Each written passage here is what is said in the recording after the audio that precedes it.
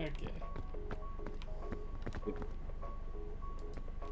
I found how to do a thing with my passport. I don't know how it became like this, but Well, that's the way it starts the second episode, and that's when we shove in the intro music. boom, boom, boom, boom, boom, boom, boom, boom. All right. All right. I am live, but I'm not. I'm all muted at the moment. So I guess this is where we wait 5-10 minutes before we start. So yeah, probably.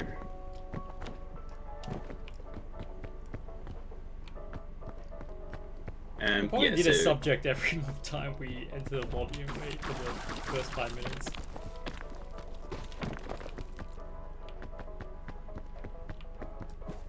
wait, are you live yet? Yeah, I'm live. I don't see you live. I guess I need to refresh. Okay. I mean, the subject is like, what is our subject? You know, like fourth subject. Or are we just gonna yell at it? Well, We'll see. a fourth subject. I got a couple of topics we'll talk about, but we see how the conversation sure. goes. All right, bet. I mean, I feel like it would be funny if we did probably wrap up each segment as it got to the next level. When we're at the cliffs, yeah. Okay, That way how about we the can- first one we talk about is, what do you think, do you think Peak's gonna win the multiplayer game of the year? Oh, that is an interesting one. I voted for it. Remind me what the other competitors were. Wait, is this for the like official Game of the Year thing, or is this Yeah, for the Game Awards. right?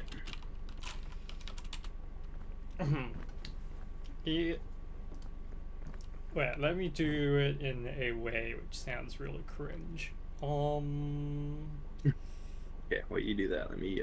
The nominees you for can the go best multiplayer games: Ark Riders by Embark Studios, Battlefield 6 by Electronic Arts, Elden Ring, Night Rain, FromSoft Bandai Namco Entertainment, Peak, Aggro Crabs and Landfall.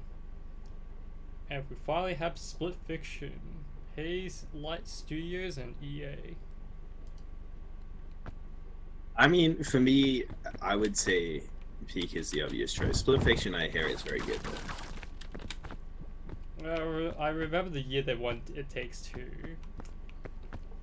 Yeah. My concern is they're going to pick Split Fiction because there's a narrative in it, and the people that are critics are looking for narratives. I know you said that before. I mean, I don't know, man. I don't know. I don't get involved on the fucking drama behind award shows, but I'm trying to think. Has there been games that won without any narrative or nostalgia hook? oh, I have mine. I'm Sorry. saying nostalgia hook because I think Astrobot really won by nostalgia hook.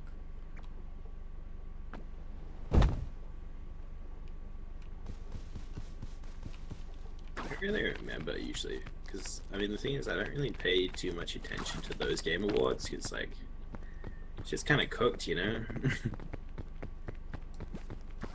I pay more attention to like Cutie Cinderella's streamer awards. Okay. I mean, have you not seen the controversies about like the stream awards? I've heard some of them, like Black Myth Wukong, but even then I haven't really gotten involved in that, you know, like up to date involved in it. I just know about the Marvel Rival stuff.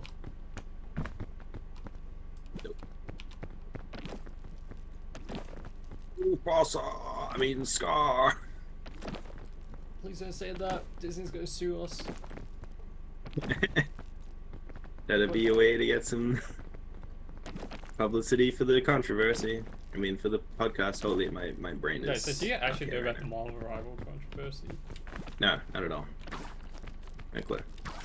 What, Well, do tell me what happened. They had a new like category called the best Marvel rival streamers, and the ones that were nominated aren't necessarily playing a lot of Marvel rivals. Oh, I see. Wait, so who does the nominations? I think it was like Tim the Tatman and like the popular like streamers, but not necessarily the ones that actually are. Like who does them? I saw who was nominated, but like who does the nominations? It's Cutie Cinderella's team, isn't it? But then she's like, it's all popularity vote, but then she also says that there are votes that they take out, and that's where the controversy begins.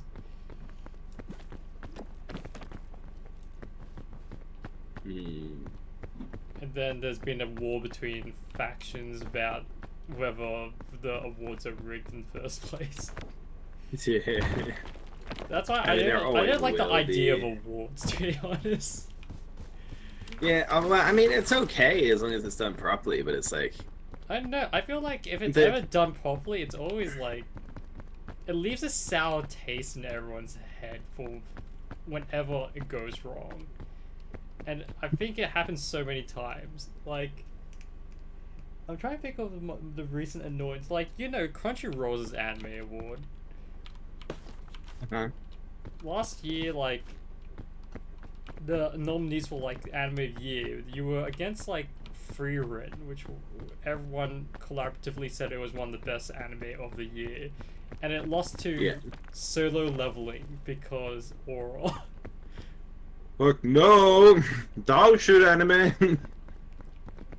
And everyone complained because everyone's like, okay, Solo Leveling beating out anything. Yeah.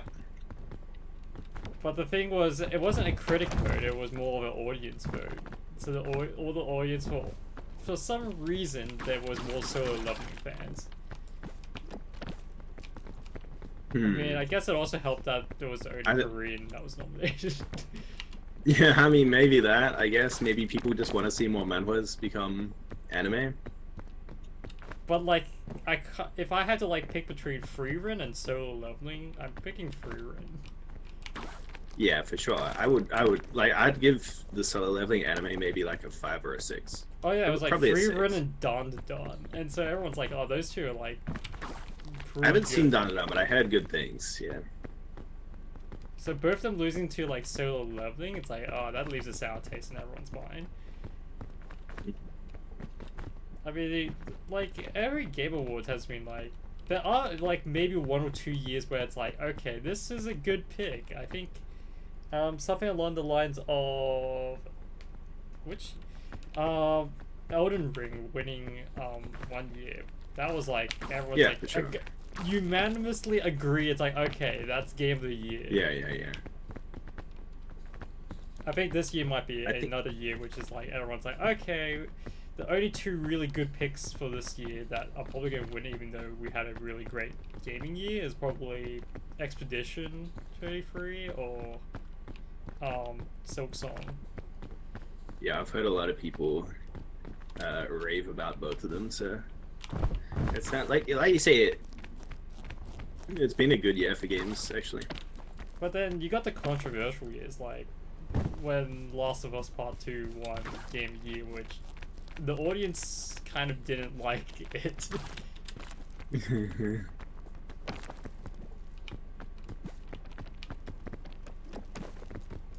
Yeah.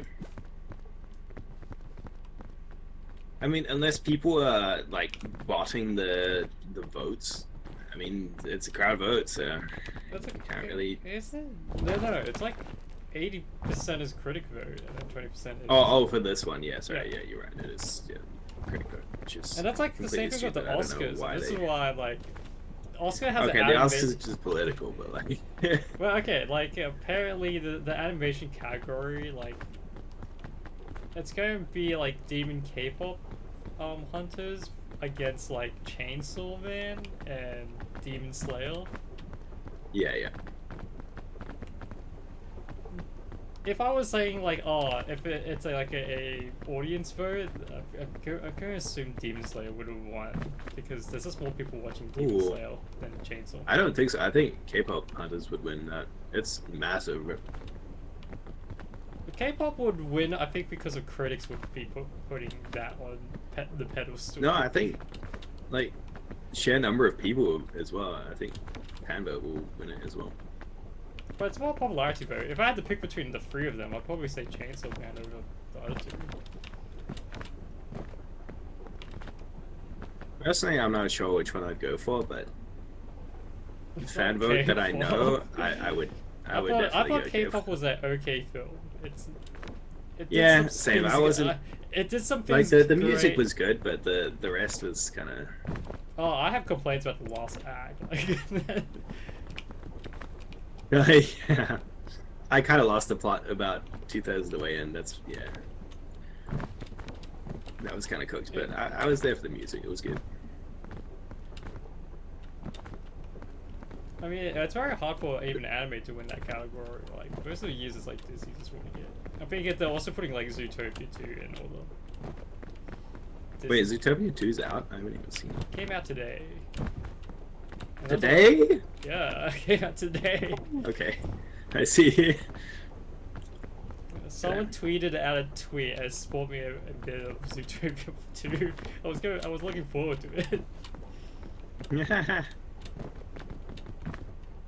Okay, let's start. Interesting. It'll be fun to watch. There's- Yeah, let's just start. I think the difference between like a game awards show or animation, if we're going there as well, is that, and the streamer awards is that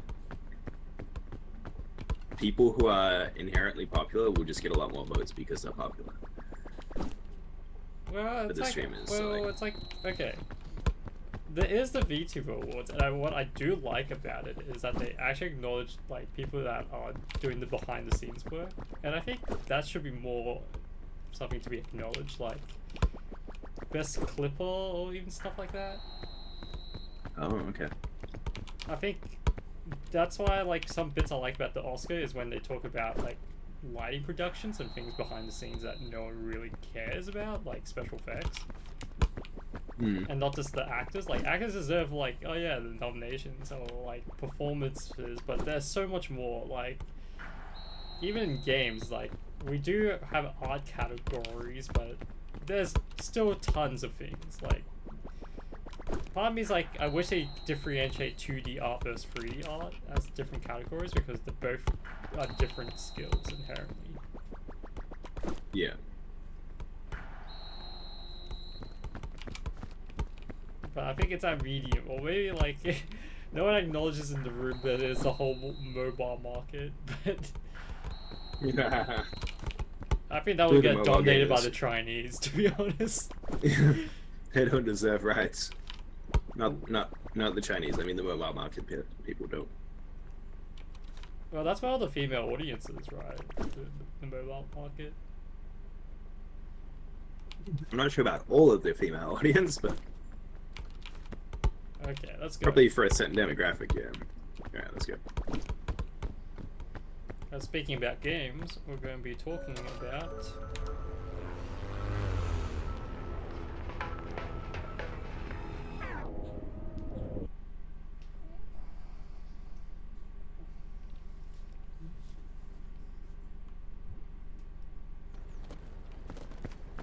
I was like just finishing my supper, so I was trying to scarf down some more food before I actually started properly. I was trying to finish Ghost of Yote. I'm like at the final like boss fight before I started the stream. Damn. It was like the very end. Did you finish? No, I haven't finished it. I'm like probably 30 minutes left.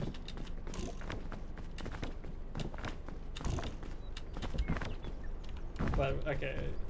Today's thanks for first taking your time out of the day, John. subject, and we're talking about games anyway, so Yeah. what is our first games that we played? To be honest, that's actually hard one for me. That's a hard game. A hard question to know what game you played first. Yeah, because there was so much. Like when growing up, everything I've touched was like a game. So like, especially if we count like education games. Ooh, okay, yeah. I guess education games is a bit different, but when we're saying video games, another. Oh, you can include education games if you want. I've got a couple that I played that I'll mention. Well, basically, like growing up, there were so many of those preschool or like education games that I played. I guess my parents like were the early adopters of computers compared to a lot of other people, and so they just let me on the computer to play all these kindergarten education games. Kindergarten education is crazy. Yeah, okay. Yeah, they're like basically do your maths. What's 1 + 1? 2. Yeah.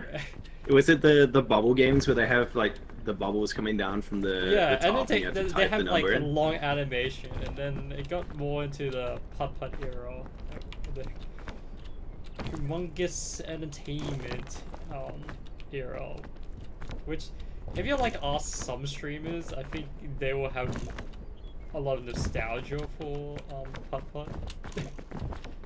Yeah.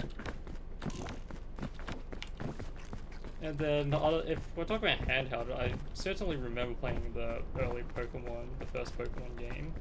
Nice.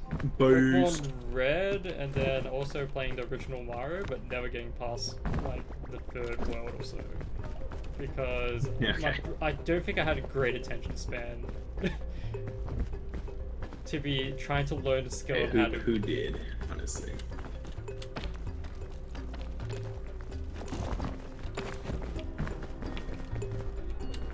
I never had a console when I was younger, mostly because we were poor, but like, yeah, I don't think my parents would have got me one anyway.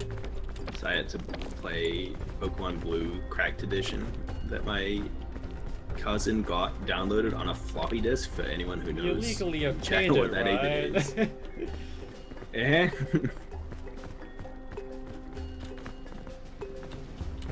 So Pokemon's your first one? Probably not my first. I think Heretic is my first, which is, if you know the old Doom game, like the original Doom.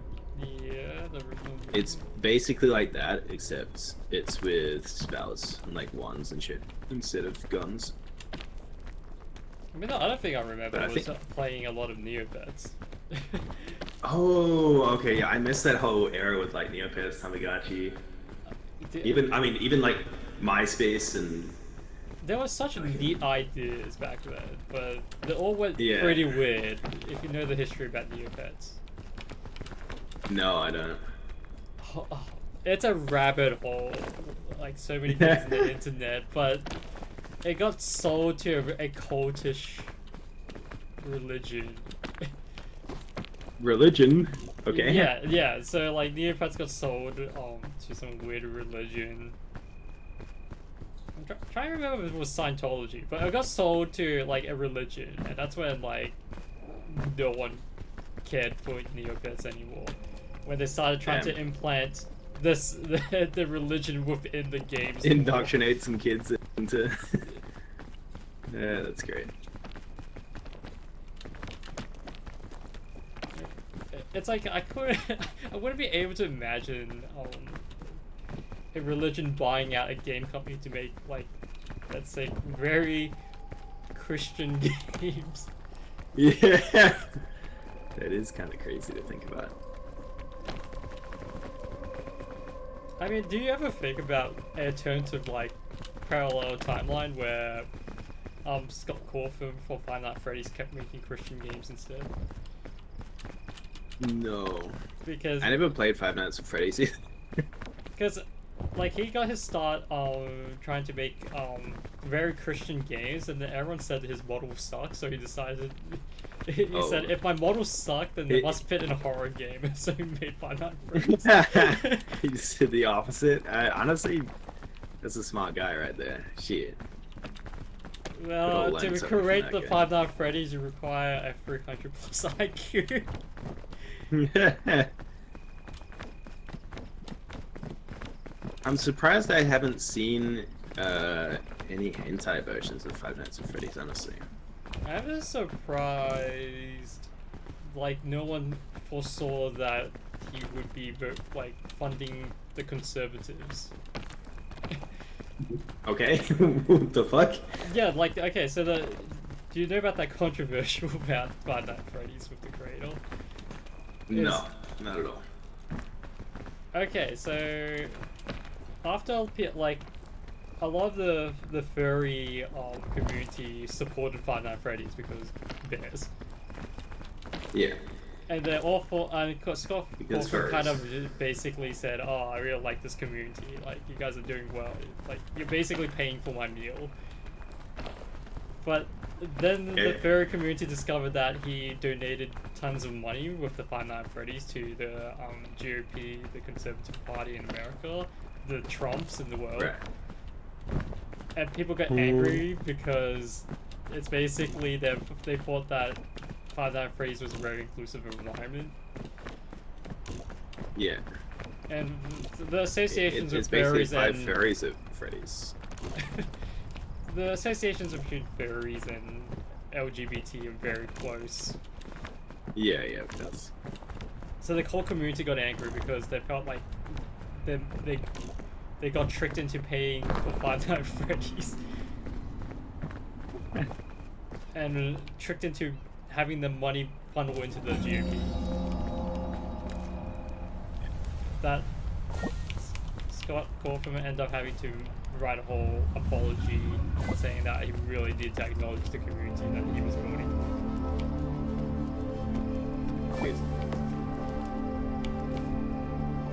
That's it's my kind of version rare. of it, It feels if I like for like a video game to get directly involved with politics like that. I feel like it's kind of rare. It's not. I don't think it's politics because I think the difference is that he was a one-person creator, and I think when you're a one-person creator, like when you're a solo developer, people kind of treat you with a messiah complex, like you're trying. Messiah complex. Like, I wouldn't say messiah, I would say auteur, like, you're the, like, things, and they look up to you. But when they realize that, the real you isn't the auteur vision that people see you as.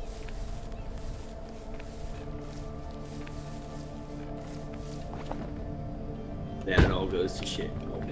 Yeah. It just goes to terrible places.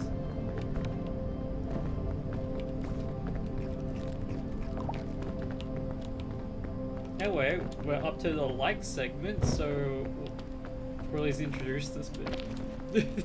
Please. Please, I beg you. I don't know what you mean.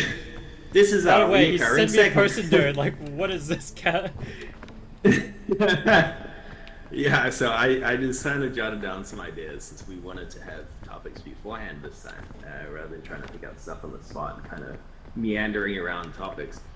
This is our reoccurring like segment where we basically take turns at explaining something that we like and why we like it. Alright. Until we get a guest, then we force them to do it, which we'll have to ask them in advance, but for now it's just us two. So. Well, we need Last week I explained Sword Art Online as best I could, so this week is Mike's turn to pick something.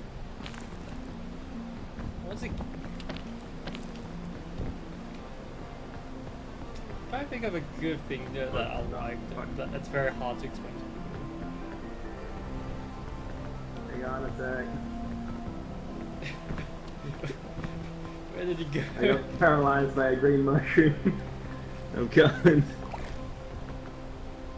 Okay. Is that the blue one you just ate? Ah, you.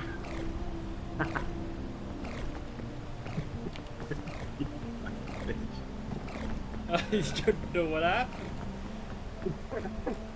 Hey, don't be farting on me like that, man.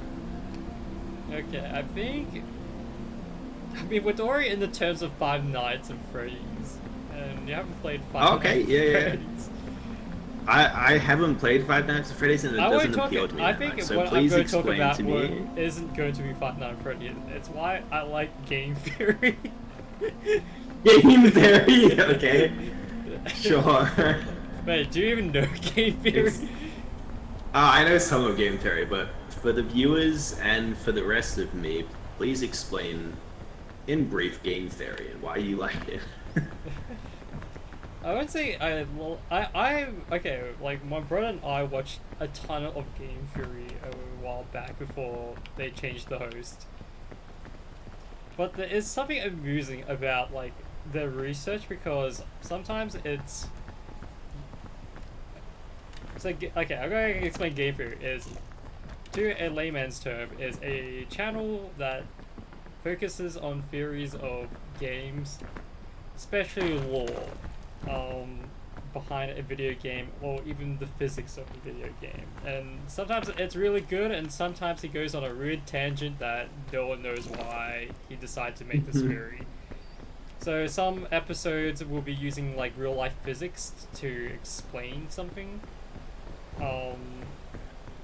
Like basically, can someone survive the Assassin's Creed leap of faith, which is a giant leap. Right. Yeah. And that things are cool because you kind of learn like, oh, this is why we learn physics.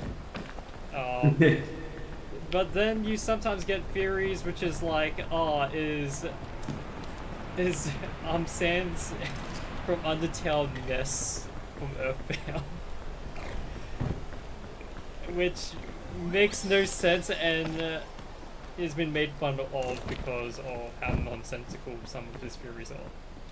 And I think he got really popular over the years because of the theories that he made over Five Nights at Freddy's. Oh, I'm getting... Yep. I was looking for a way that didn't go through the smog, but I didn't find one. So here we go. I am dying, man. Like dying? Dying. Dying.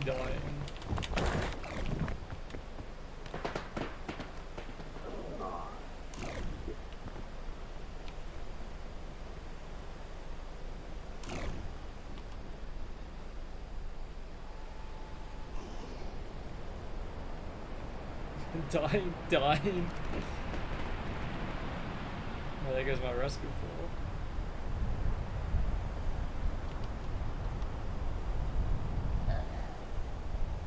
Being split out from my podcast partner. I think I just go all the way like that. This is so close. There's so much smog around here.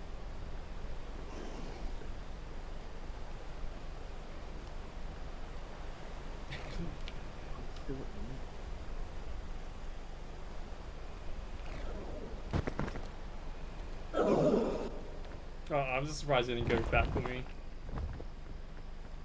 Oh my! Hello, sir. Hey, is this your first aid? Yeah. I'm also a zombie at the moment. Oh, I see. The wind pushed me back into the smog when I was outside of it, when my body was leaping, and I only just needed like 2 bites of food. Oh man. No, There's so much you can smog pick my here. rescue claw behind you. Oh, there's me. What? Anyway, Game Theory. Yeah, Game Theory. Wait, so, okay, first of all, I didn't know you were talking about a channel. I thought you were talking about, like, Game Theory, like how to Oh no, I'm talking develop about the games and channel that kind of because stuff. it got popular over because of FNAF. That was like the segment. I see, okay. Alright. I mean, that's kind of interesting, though, because I've seen other people also do the same now and talk about, yeah, like... I think you know, he weapons popularized of- people talking about it. I mean, there's already ones on Peak as well. But Yeah, it definitely popularized can- like the term as well, and that's why you always got like children saying, "Oh, it's just a theory, a game theory." But I think oh, okay, I haven't heard that. where you haven't heard that, Nope. it's like you grew in an isolated home. Yeah, I mean, it's like I was homeschooled. It's crazy. Crazy. Okay, okay. Wait, so what specifically did you like about it? Then? It's the I mean, it's like more like it was well researched. The fact that they can go through like statistics and I would say it's like almost like um there's a old like series called Horrible History where they just make history more fun to oh learn. yeah, yeah, yeah. I actually know that one. Yep. So it's like, oh, they're making. I guess it's like it's making science look more fun. But Hmm. then I think most of the viewership nowadays is through like Five Nights at Freddy's lore, which I don't know if it's like also English literacy problem, or it's just got caught from just making up stuff on the way because the videos go on like Game Theory has to make like these tangents and guesses, and sometimes they get it right, and sometimes they get it completely wrong. And Yeah. when they do get it right, I think that the problem comes when people like Scott Cawthon see the theory online, and they change the plot. So wait, so how do they know if they've got it right or wrong though? Do they go and like fact check with the developers afterwards or what? Oh no, but they get told by the developers like at a certain point. Like Scott Cawthon has Oh, talked okay. to Matt Pat about some of the theories actually being right, and he had to change it. Like he had to make up stuff. Oh. Like so, I think it's like in Five Nights at Freddy's. There's this box which you can never open. I think it's like in the fourth game. It's like you can never open it, and Matt Pack kind of actually guessed correctly what was inside the box that in the future installments he actually changed the answer what was inside the box without really telling anyone until I think it was called out by the community saying it probably you probably changed something in order for this part to make sense, and it's like yeah, it did. Which reminds me of like storytelling 101. Don't change like something that you already kind of written in your head. Yeah. Wait, And so is the person who does uh game theory, is that Matt Pat? yeah, he's now not doing it anymore. He's I wouldn't say retired, but he's working on bigger stuff. If you don't Right, know, okay. like he eventually became he's now a politician. Oh, okay. Because I know advo- I've heard the name Matt Pat around. I feel like he's been featured in a video or two that I've seen, but I never known who he was.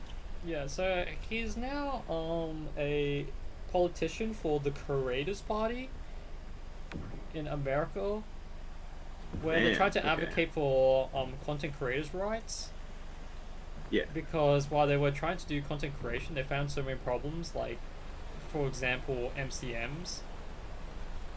And that's why I like What it what they advocate, which was like the problem with MCMs was back in YouTube's day. If you get sued by a big company for your YouTube to be taken down, there's nothing you can do. Like, you right. basically lose most of your avenue and revenue. Yeah. The the good thing that came out of that, well, I mean, a lot of bad things came out of it was the MCMs, which were multi-network channels, I think. But they basically buy out YouTube channels and try to make it into a corporate identity so that they can't be Oh, just sued, and YouTube won't just take down the video if they get like sued by a music label or something. right. And so it defended a lot of creators' right, except the problem with MCMs are they get a lot of money from stakeholders and investors. And if you don't know, making money on YouTube is not a very viable path back then. It's because um, this was the era also PewDiePie where he had the bridge Oh, okay. incident. Yeah, I was gonna ask when we were talking about. Okay, yeah. Do you know about the bridge incident? I don't think I want to explain the bridge incident.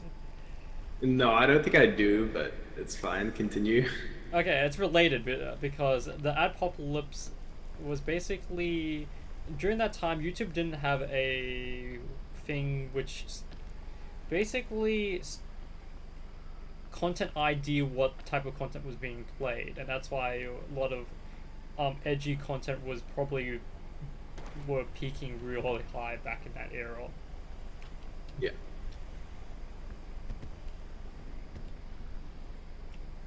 And so the because of that, um, saying slurs were like a good thing for a channel. Sure. And PewDiePie made the mistake of saying the while playing, I think it was playing DayZ on a bridge, where he shoots at another opponent. Like it's like Fortnite, where you're just shooting at opponents. Yeah, yeah, I know Daisy. Yeah. Yeah, and so he casually used the N word Ah, while shooting the person and calling the N word. I can And that see where this triggered may have had a negative YouTube into effect. a fanatic thing where, like, other media, like news media, picked up the story really quickly and saying can YouTube allow like this, and it freaked out the advertisers. So the advertisers triggered the so-called adpocalypse, where they told YouTube, we're going to pull out from YouTube, like our ad program, unless you have a fix for this. And so they started content ID, which is, and also demonetization plan. So it doesn't, your content can be demonetized depending on what you're showing. Yeah. And so because of that, the only other way to protect yourself besides changing your whole like content niche and protecting yourself being copyright claim was actually getting an MCM to do it for you, because then you can count it as corporate content, because YouTube started taking favors from corporates because they wanted the money. Right. However, these MCMs weren't okay. that big. They were relying on investor money, and when the investors pull out, since the YouTube channel doesn't actually belong to the creator anymore, it belongs to the MCM, the whole thing crashed. And so one of the biggest examples I think was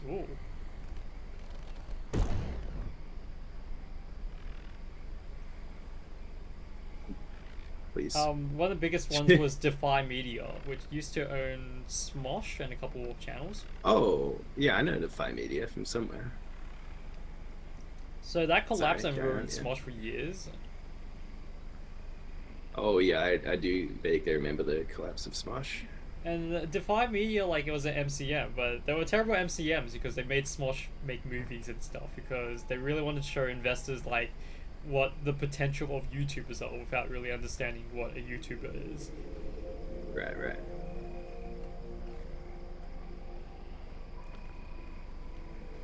And so MatPat's now advocating in Congress to basically explain to Congress that this is how content creation really works in the sphere, because it turns out if you ever look at American politics and any political environment, it's all ran by old people That's crazy.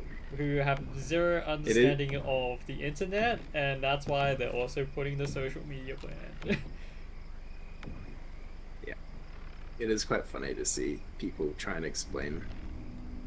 Like when I remember one time, I can't remember what incident it was, but seeing Zuckerberg trying to explain Facebook to a bunch of old people. Can you download the Facebook? Yeah, something along those lines. And that's why I like Game Theory, that's a because he great actually plan. had a vision of what to do with it. He ran it for years. There are cringe content. I think the most cringy thing I remember rewatching or rehearing was why he chose to give the Pope Undertale. This is the previous Pope, not the current one. Hmm. Because I think he was like trying to explain that Undertale is a game about loving each other, making friends. Okay. choosing to love or choosing to have a conversation than choosing violence, even though What the fuck a is lot this? of people Is this an? go for the. Oh, that's a weird texture pole. Oh no, it's a tree. Is this an ancient? Oh, it's a tree. I was thinking it was an ancient chest. Yeah, see, Undertale is actually another game that I've never played. There's so many old, kind of like classic games that I hear everywhere, and I've never touched. Oof. Really, you never touch Undertale. Maybe I'll explain Undertale tomorrow. Oh no, not tomorrow. I'm actually not here tomorrow. Oh, okay, I see. It turns out I So have a I'll, party to go, and I only found out this week. so our DP has actually just become double peak podcast because there's only been two, and then we're stopping. How did you get points already?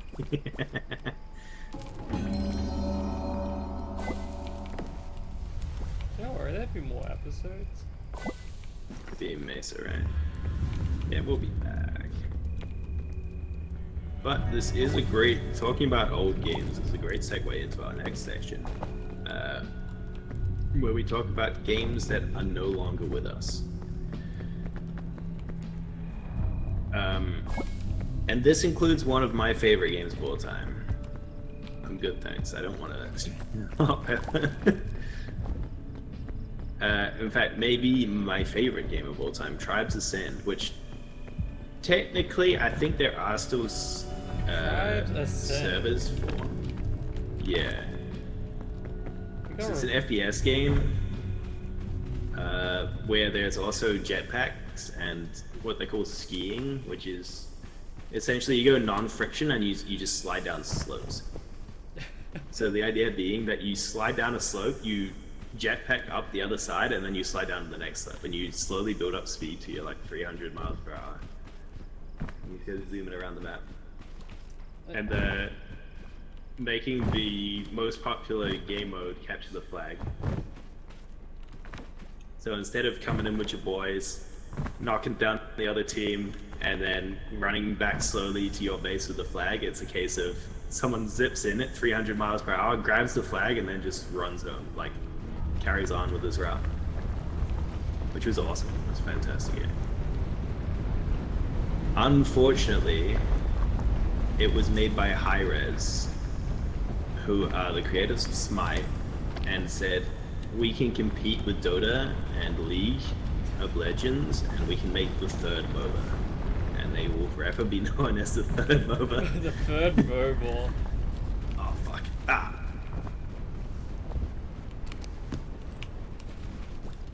They even have Smite 2 now as well, but yeah. They had Tribes Ascend, and they also had a game called Global Agenda, which was an open world FPS, also with jetpacks, and it had a bunch of different roles. Oh shit.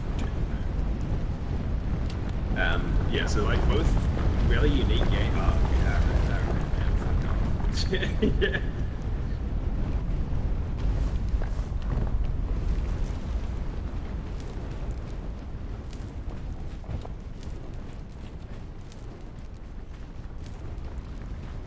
Oh, Pandora's.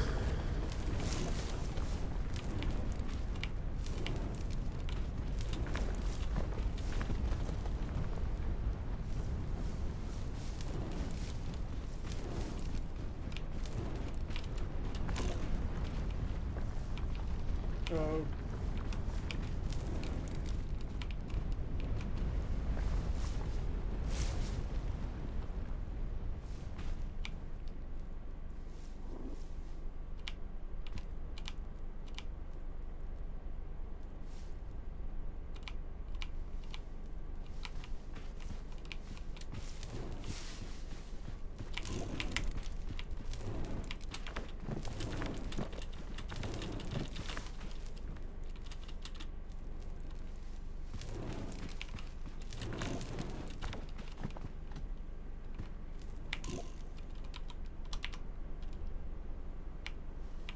I need the man to be talking.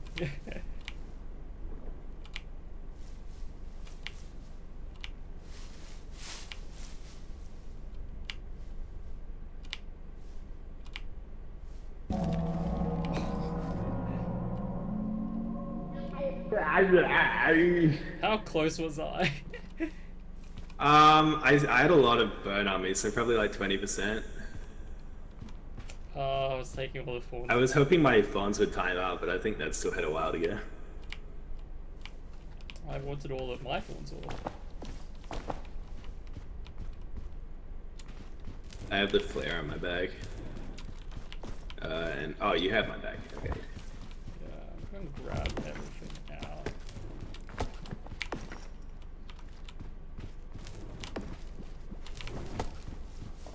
But yeah, so that's my #1 status game that died was both Tribes Ascend and Global Agenda, which I played a lot, and then they kind of the servers were pretty shit, and they didn't have. Oh, I should have fed you the There's cat. the cappies right here.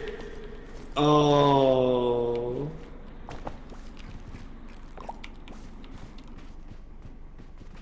Well, Yeah, they didn't have good security, so there's just a bunch of hackers, and then eventually it died, and they were like, ah, we're discontinuing this. We're gonna do some. Yeah. I guess to me, Has it's there like been- I miss like a lot of games early functional state, not the latter state where they added all the expansions. Okay, yeah. It's I like see that. I mean, that's kind of the reason WoW Classic exists, right? yeah. Well, I actually played WoW Classic like before all the expansions.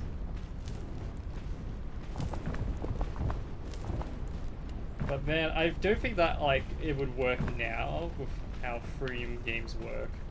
Because back then you had to buy a subscription with credit cards, well, I mean, and you it's still such a do. new thing that no one knew how it would work.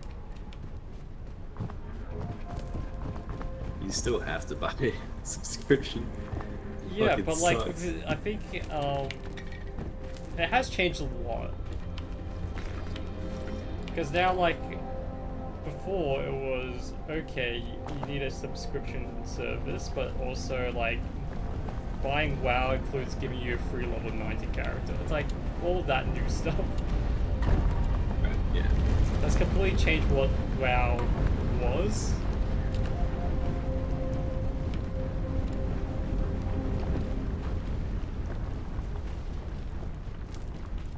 Yeah, I guess it makes sense. It would have changed a lot. Is WoW one of the main games that you sort of... I mean, we can't really say that WoW died, but like you say, I guess just old state. That's metamorphosis, all. but it has changed. That's why they brought WoW Classic back. And that's why Yeah, people yeah. binged like WoW Classic. There's a reason Okay, so for, what like, would you say is the main difference between WoW Classic and like current Classic is? Sorry, current WoW. I'm not playing current WoW because I can't compare it, but I think back then was just the community and just trying to find the right amount. Or well, the right amount was like a small amount of people because they didn't really want to balance between bigger raids. Mm-hmm.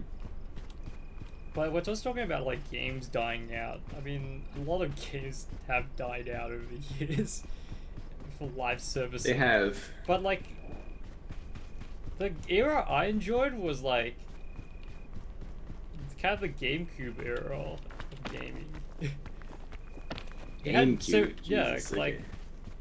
during that era, you got so many random IPs making games. Like everyone wanted to make a game. Like every IP, like Nickelodeon was like spending money making Rugrats games and weird Right.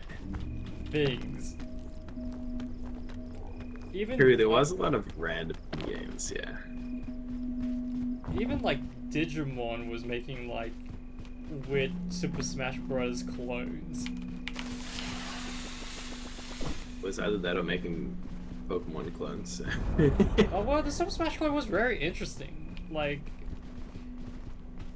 instead of like on Nintendo characters, it's Digimons, but you can actually Digi-evolve or like do your evolutions mid-fight. Right, yeah.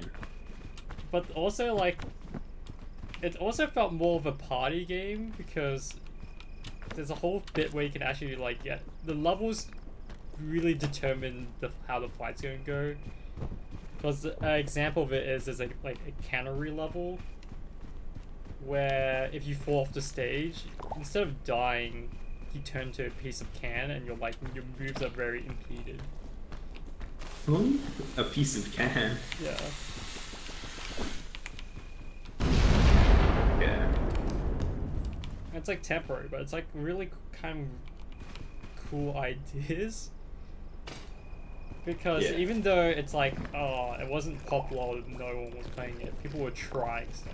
I think that was like the era of gaming which I really enjoyed. Yeah. Besides that, the other games I miss, Lego used to make very different games than what they do now. Oh, like Lego Mystery Island kind of? Yeah, Lego Mystery... It was called Lego Islands. Sorry, yeah, Lego Island, yeah. And then there was like Lego Races. That also Lego Races was my OG racing game. That and was then the you good had shit. like a Lego Rock Raiders, which is like the equivalent of what they were trying to do with like Age of Empires and stuff. Like strategy games. They were trying a lot of weird stuff. They also had Lego Loco. Yeah. I still have like the CDs, but they don't work anymore. They did like a few Bionicle games as well, right?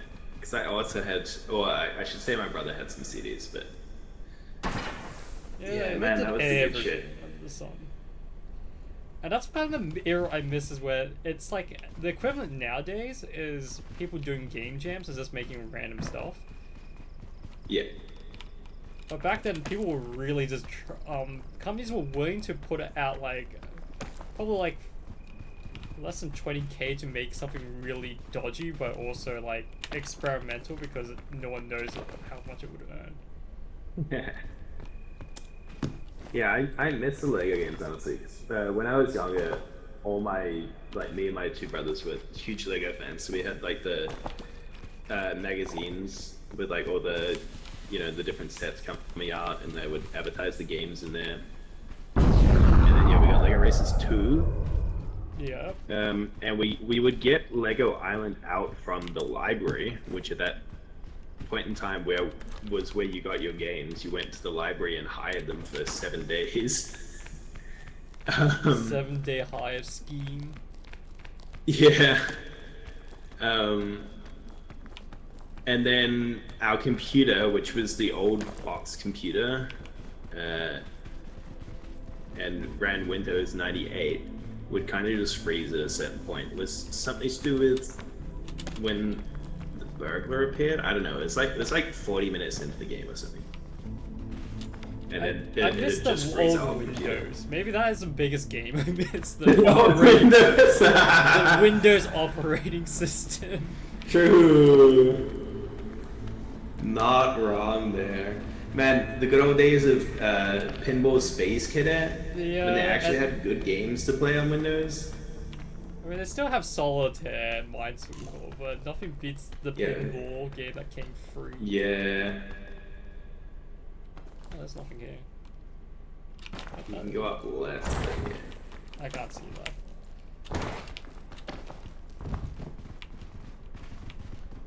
Yeah, I mean, there's like 5 different kinds of Solitaire now. And it's like, come on, realistically,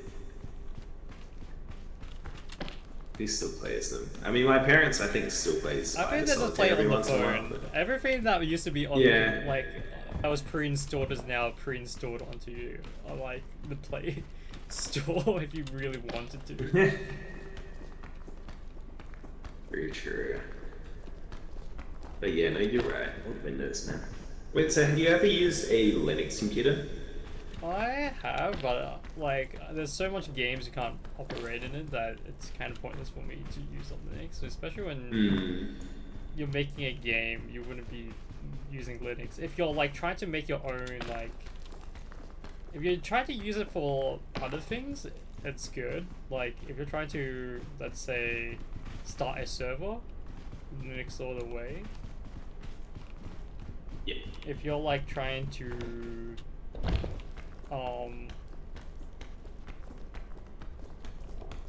have something to manage you, then that's also good. Yeah, I know one of our friends, Cactus, has I think he's had Linux in the past. I don't think it's current Linux, but yeah, he's just got an emulator for a bunch of stuff that he wants to play.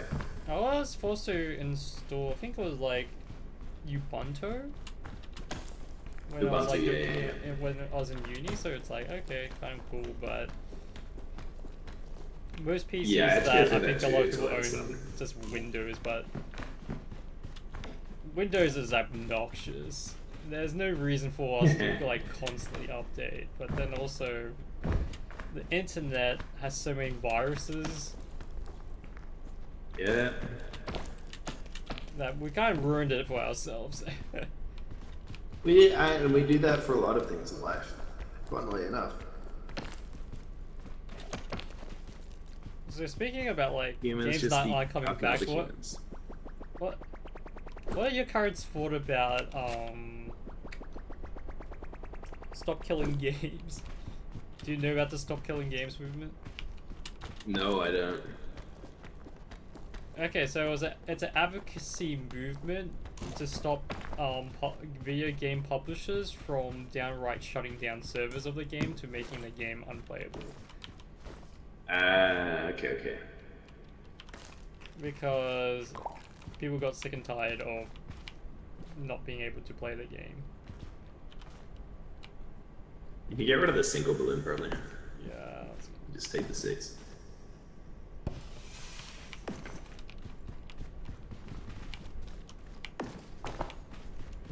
I mean, The thing is, like, I mean, I kind of agree. Like, I hate to see games get shut down. Oh, there's another one that got shut down, but I'll talk about that after.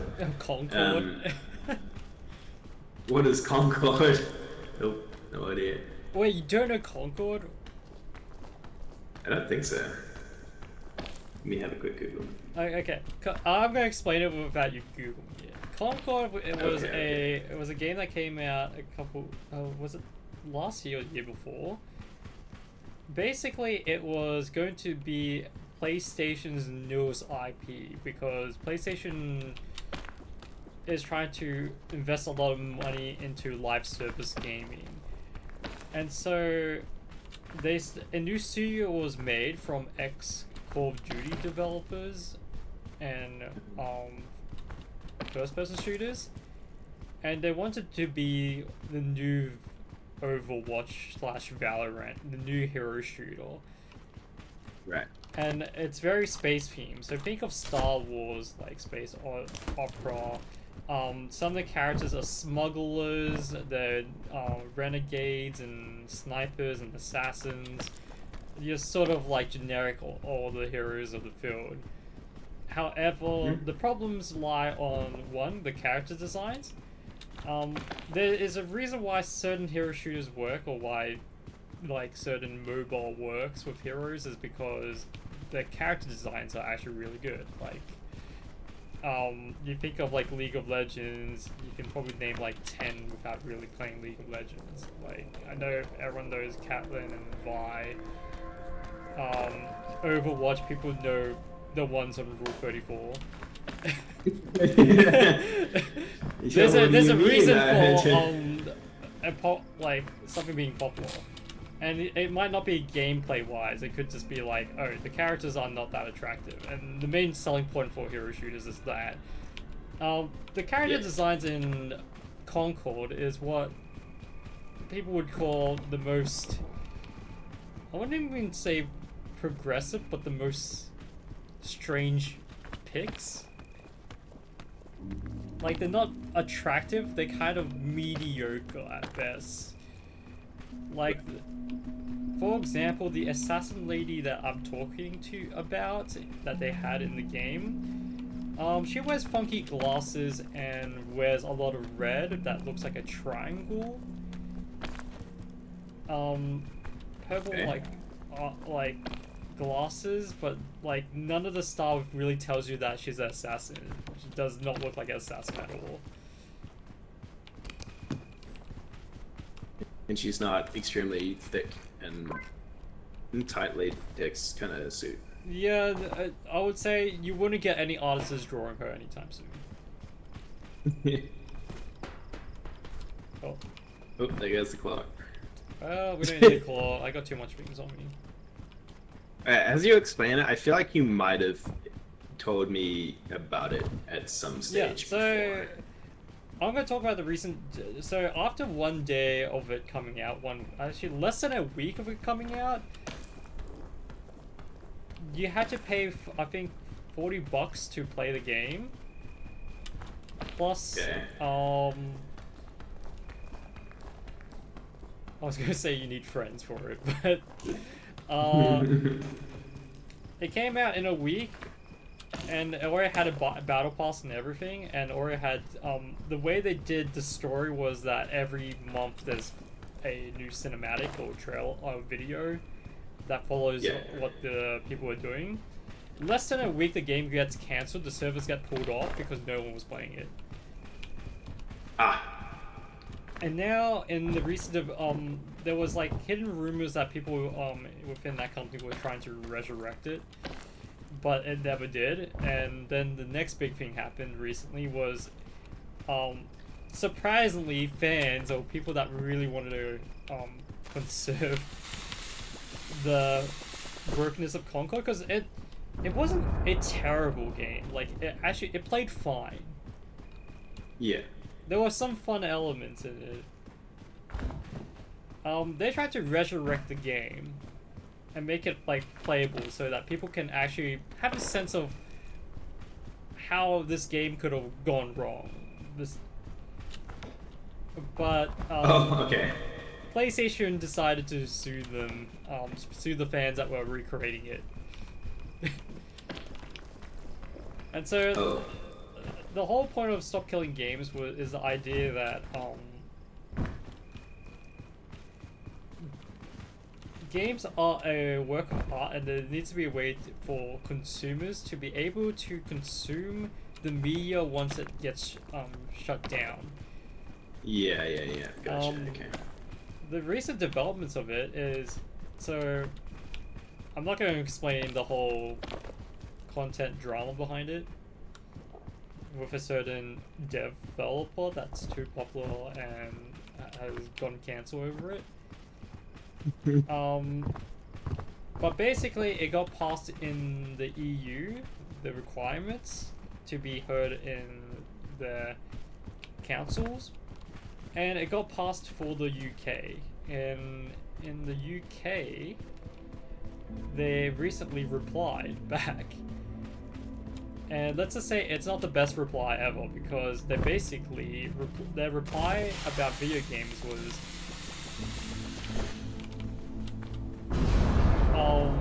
video games was always a digital license.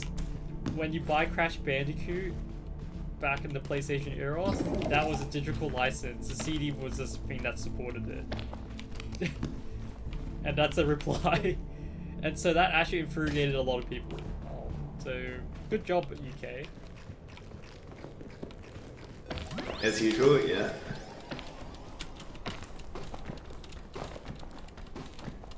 But then people accuse the Stop Killing Games from not being able to explain their position well. Because the position that they're trying to promote is one where the devs just need to have it in a playable state, but because of that, they're leaving up to the developers to figure out that part. And people complained about it because they said, "Oh no, companies should have a order for what they what the plan is, because when it's vague, they're going to come up with strawman arguments," which is pretty much what the EU's trying to do, is use the strawman arguments to fight it off, which has worked. Because even though all the politicians are arguing about how there is a question about video game ownership, like, do you actually own the game? The governments have said no, it's a digital thing, and it gets in the way of another thing, which, I mean, it could be related to something we could talk about, which is the social media ban. Because apparently what happened was the EU said, this this stop killing game movement is also impeding the Online Safety Act, which is the EU's excuse to stop young people from using social media. Bruh. Okay. And that's what I mean. Maybe Sure. governments don't Bloody know how to run politics. technology. Yeah. I mean, to be fair, they probably have absolutely no idea what's being talked about here. They're just being forced to have a say in something. And they're like, well, we'll try and do what we can. I feel like, can't they just wait? So, like, I'm a little hazy on how that works for music, but as I understand it, like, if you buy a copy of a CD or a single, you can listen to it, but you can't use it to create or like to market yourself, right? You can't use it for commercial purposes, but there Yeah, is that's commercial the term. because that's a different license. You have to buy everything with commercial license, and there's Yeah. like different commercial license depending where you're at as well. It also depends Yeah. on part of the world because Yeah, I mean, they're gonna have different laws, sure. So, what's the reason they can't just do the same for games?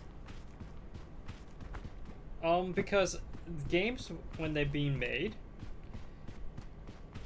sometimes the software that they use within it, the infrastructure software, so things which aren't belonging to the company. For example, let's say Like Unreal or Unity or not something? Unreal, but more like server infrastructure might be not their code, or things which are licensed. So let's say that if your game is a driving game, like The Crew,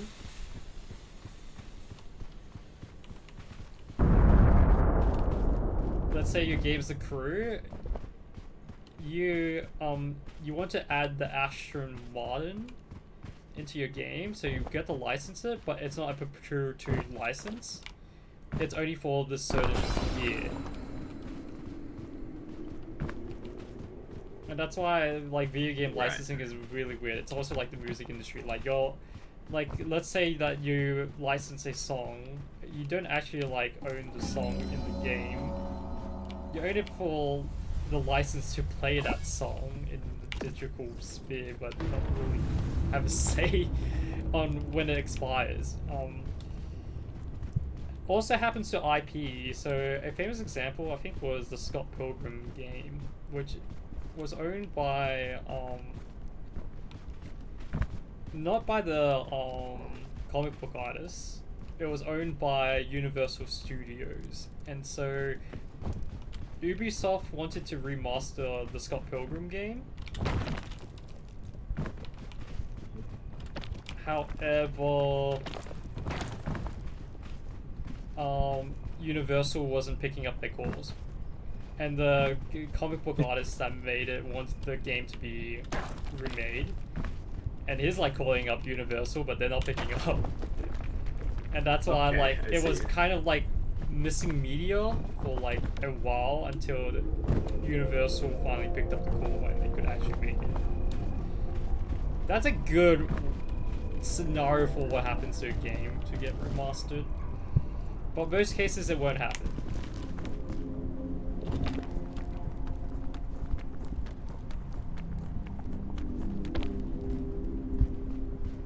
It's like getting there. I think we go down this side actually. And now companies are finding different ways to like say that you're not buying the game, you're owning just a digital license. It's an example Yeah. I think as recently as the new Silent Hill game, where the advertisement is you're not owning the game, you're owning the digital license in big asterisk marks. Sounds like everyone's a little fuzzy because we haven't encountered this issue before. I mean, back then, it's like if you own Pokemon, you just own Pokemon. You play it whenever you Yeah, play yeah, it yeah. until the card breaks. Hey, sometimes if you didn't own Pokemon, you owned Pokemon, you know what I'm saying? Like, no one wants to ask the deeper questions as will I be playing this in 10 years' time, or do I want to go back and play it in 10 years' time? Yeah. Anyway, we're up to the next segment, which is no segment. Yeah, but you said you had some things. Well, I mean, to we are talk talking about just like I guess the whole bit was just talking about stop killing games.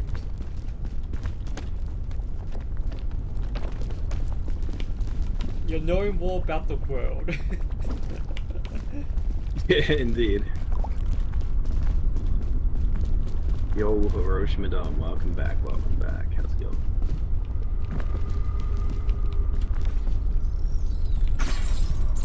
But yeah, I think it comes down to the line is video game art, like, stop killing games. It's basically trying to state that video games are art. A form of media that makes you feel things that's why it should be preserved. But the counter argument is what modern day gaming is gaming is a live service. It is a service to people. It's not necessarily art. It's a function to make money for people that have gambling addictions. And maybe battle pass. I don't know. I think okay. So I mean, the only okay. So I mean, I sort of agree. I would like the ability to play old games, right? Like that's just it'd be a nice to have if people wanted to do so. The only downside I see, really, if we're putting apart the argument of like who owns what, you know, the licenses, all this shit, which realistically is just people trying to grab money. Is that it does cost money to run servers, right? If we talk about online games. Yeah, so the whole point of stop killing games, which is the argument, is at a playable state at the end of the game, was trying to imply that you can make your private server or can run your own. Yeah, exactly, right. But I feel like that has easy answer for most games. It's just you just make an exe or like some kind of boxed game that you can host a LAN server, so you don't actually have to have a server running. People just run it from their PC.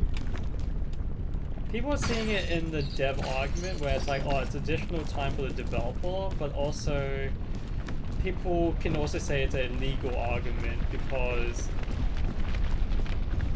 the argument that someone made was that you're more incentivized to try and make a game fail so that you can get the server code and play it offline. Yeah, I mean, I would say it's fair for them to charge money for the box version, right? Well, the CD is no longer going to be in the boxes of most games. Yeah. But like, if we're saying like COD, right? We got free slot. Oh, yeah. It's hot here, really.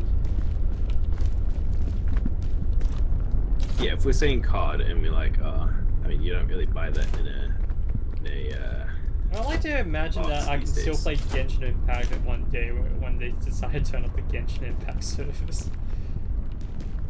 Okay, I mean that one's a bit harder, but yeah, but like if think about all the audio and content, if they said one day like, oh yeah, we're going to shut down all Genshin, now you can't ever play Genshin again, it's like, that's a oof. I think we're safe on this edge. Yeah, that would be rough, but I guess eventually it'll happen. It happens to a lot of mobile games. I don't think we've seen anyone on that size shut down, have we? I feel like it's just because it's too recent of a thing that we haven't seen it, but it is interesting to see what will happen. I mean, closest imagining is just the Final Fantasy, like 6, no, was it 14? Yeah, the 14 server, the original server shutting down. You can't ever play the original, like, what Final Fantasy 14 is until the Realm Reborn. And there's a moment in the game which you can never experience at all. And it is basically when they shut down a server, they set up an apocalypse event where they summon all this hardcore enemies. That, and then you can watch a meteor crash the whole, like, planet, destroying it, and so it gets reborn in a new server. And it's such a cool idea. It's interesting, yeah. But you and I will never be able to experience it. Ooh, pirates doing this. It says your mom's not here. Ah, got him. Ah.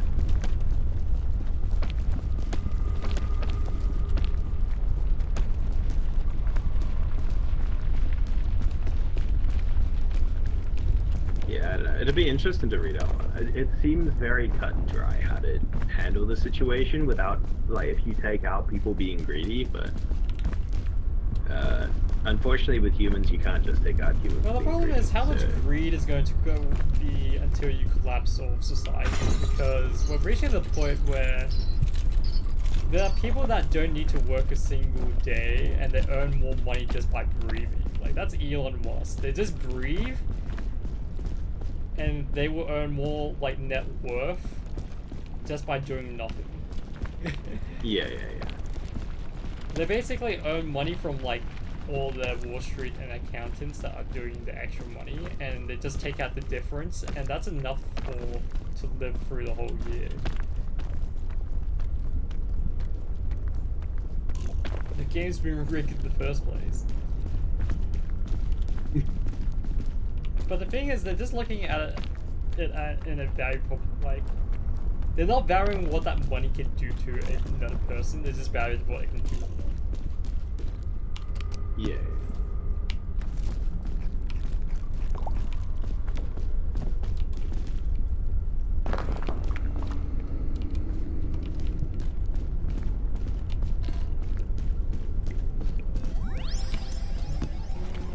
Oh, there's a chain launcher.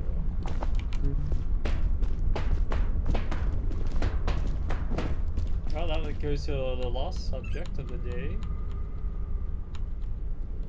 Moving on, we've just been talking about games the whole time. Yeah, but we're talking about hot food takes next, fine. right? Yeah, hot food takes. Alright. So, I was gonna say, for anyone here that knows me as far as food goes, and there's nobody, because nobody. If there is anybody in my chat that don't know me, and you don't know me because you haven't met in person, but I'm someone who likes to experiment a lot with my food. I am known for eating raw rice, raw pasta. I'm known for using apple cider vinegar in my cereal. I'm not saying these are good things, I'm just known for it, that's all.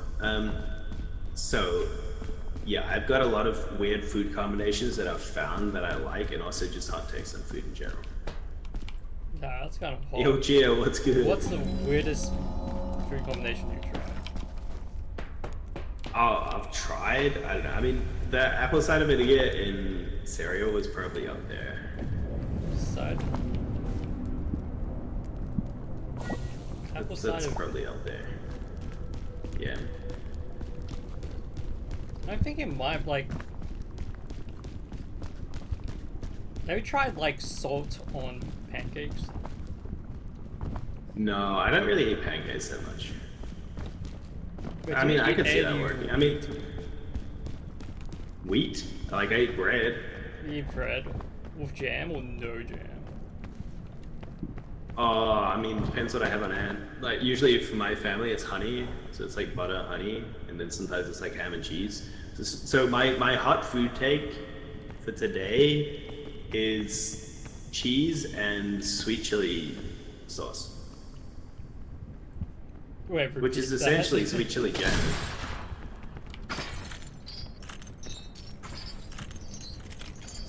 Wait, If you want to, sweet chili and cheese. okay, and what does that taste like? What's a flavor profile? The flavor profile is like sweet and creamy, with like a little bit of freshness from the chili. So this is, of course, Western sweet chili, so it's like really sweet as opposed to any bit spicy, but it's still got a tiny little bit. You know, when I But thought the hot thing food is- take, I was going to say as generic as do pineapple go on pizza. Oh, I mean, that's kind of boring, man. Everyone's talked about that already. I mean, for me, they do. Like, you know, we can have an argument if you think they don't, but No, I that's feel like not that's an kind of argument. generic.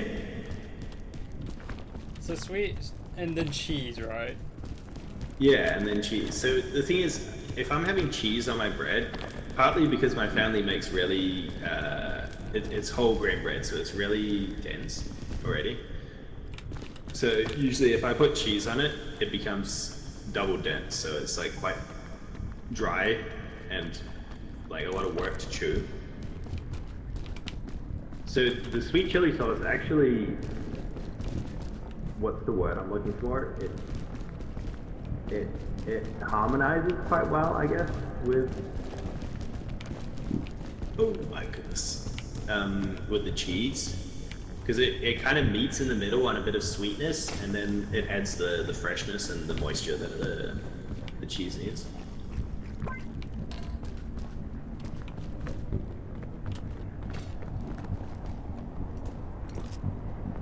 Yeah, water.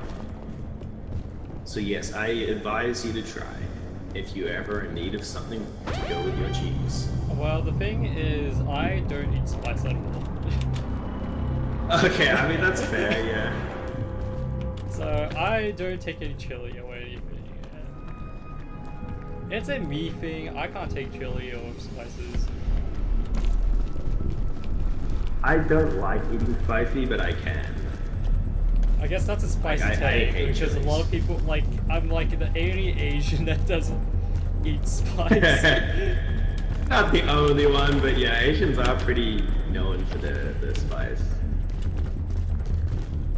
I'm not Asian, I guess. Yes, I am. Shit. But yeah, I mean, okay, that's another hot take. Is that just like chilies are like way overrated? Like, I like spices which add flavor to the food.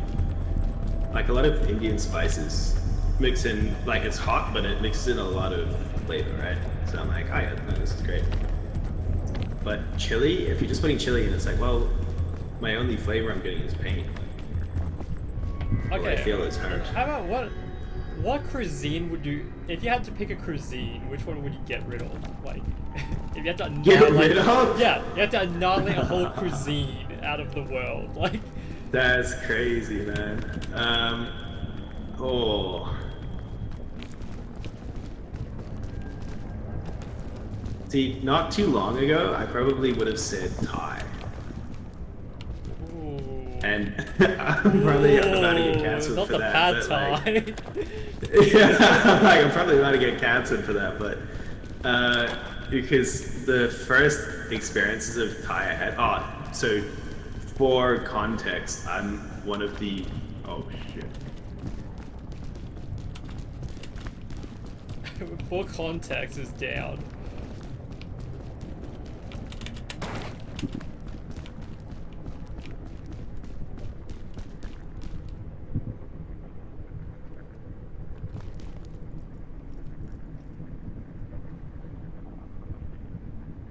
You fucking what?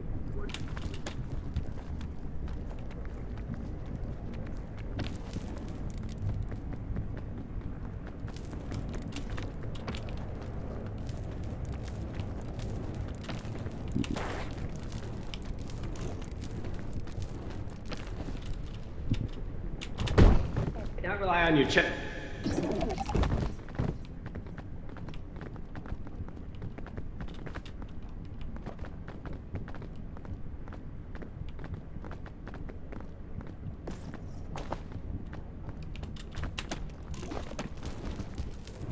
Okay, he's out. If you can find my body floating in the lava, there's a first aid kit in there. Wait, you've got the 6 balloons, man. You got. Oh.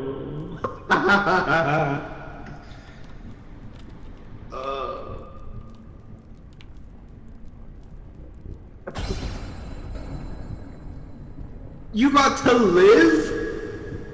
I spawned back here with my checkpoint, and then I immediately ragdolled off. Like, my guy just fell over. Oh, it sounds like a I was so annoyed. I'm gonna clip that later, because what the fuck? Send it to the peak devs. Now, what was the question? Wait, so for context on this, I have the gene where coriander tastes like soap to me. So anything with coriander, I fucking hate. Um, and so my first experience with Thai food that I remember was it had coriander in it for one, and then it was kind of just this random blend of other herbs that just played havoc in my mouth. It was like I couldn't really tell what was going on with it, so I didn't really like it. But recently, you can go to your right there, at least. Oh, yeah. Yeah, recently I've had more Thai food. I'm like, oh, actually, this shit slaps. It's kind of good. And so This shit slaps. yeah, so now I'm like, oh, not sure what my exit food would be. And the problem is that some of them I haven't even tried. So You haven't even tried. Oh. yeah, so like, I mean, have you tried Ethiopian food? Because neither of they classic. Anyways, yeah. Does this look good? It might be an anti-rope angle.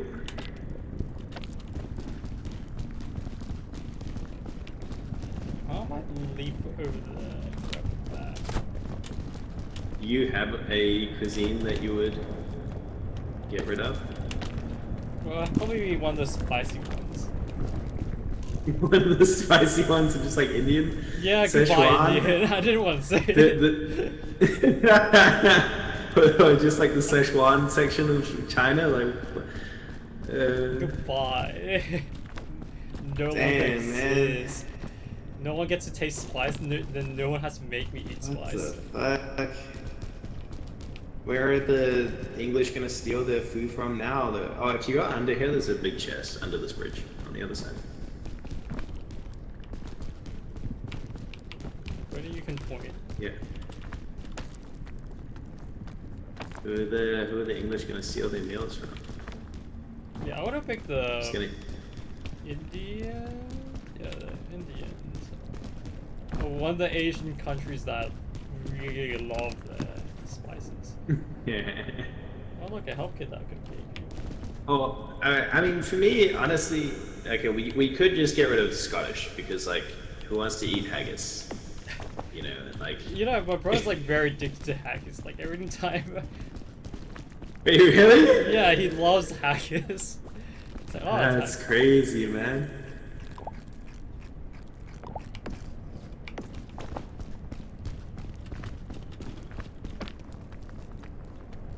Sheep's head, black pudding, like, oh, actually, I'm not sure if black pudding is Scottish or not.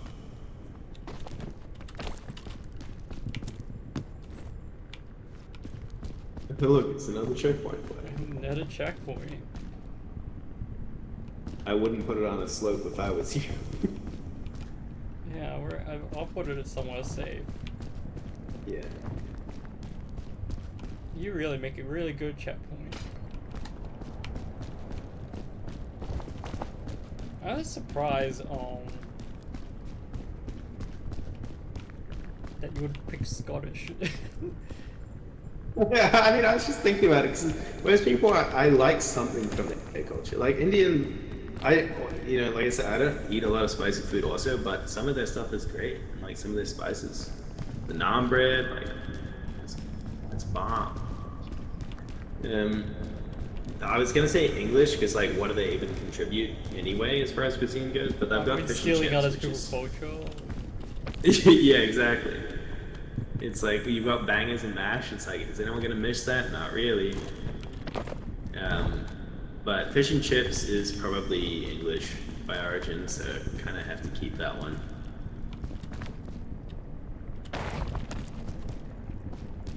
Yeah, I just gotta try and pick the ones that people keep saying, oh, you should eat it, but there's like tons of spices. So I'm gonna guess like any country that has a lot of curry. Yeah. Oh, okay. Wait. So, do you eat Japanese curry? 'Cause Yeah, because Japanese obviously, curry is especially- fine because it's like sweet. yeah. More than spicy. Yeah, it's very little spice. Well, you can get a spicier one, but it's really not that bad. Yeah, well, it's nothing compared to like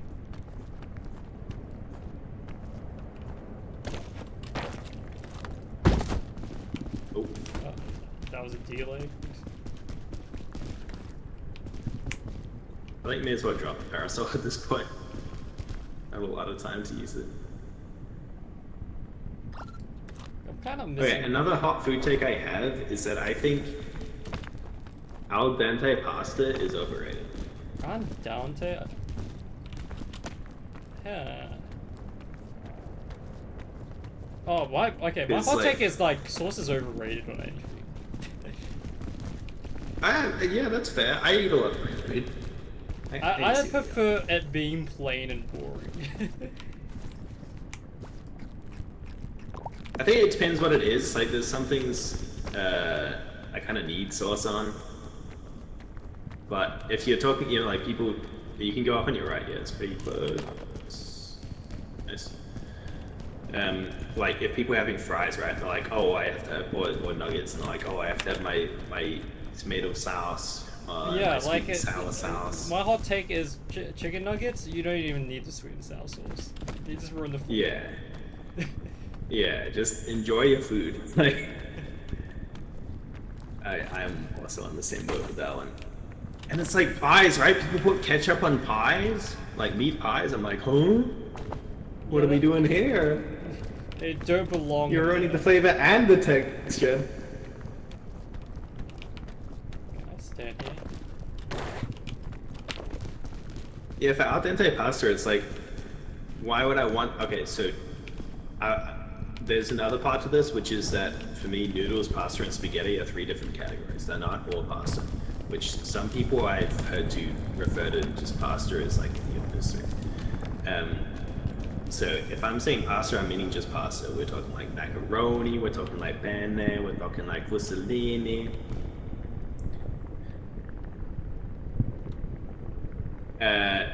Yeah. That looks pretty good.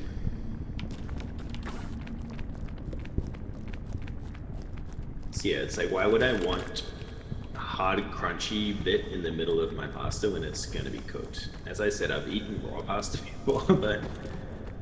Oh no. Okay, saved. I'm gonna take the You might want to take your milk out to your... I still got my checkpoint as well. Yeah.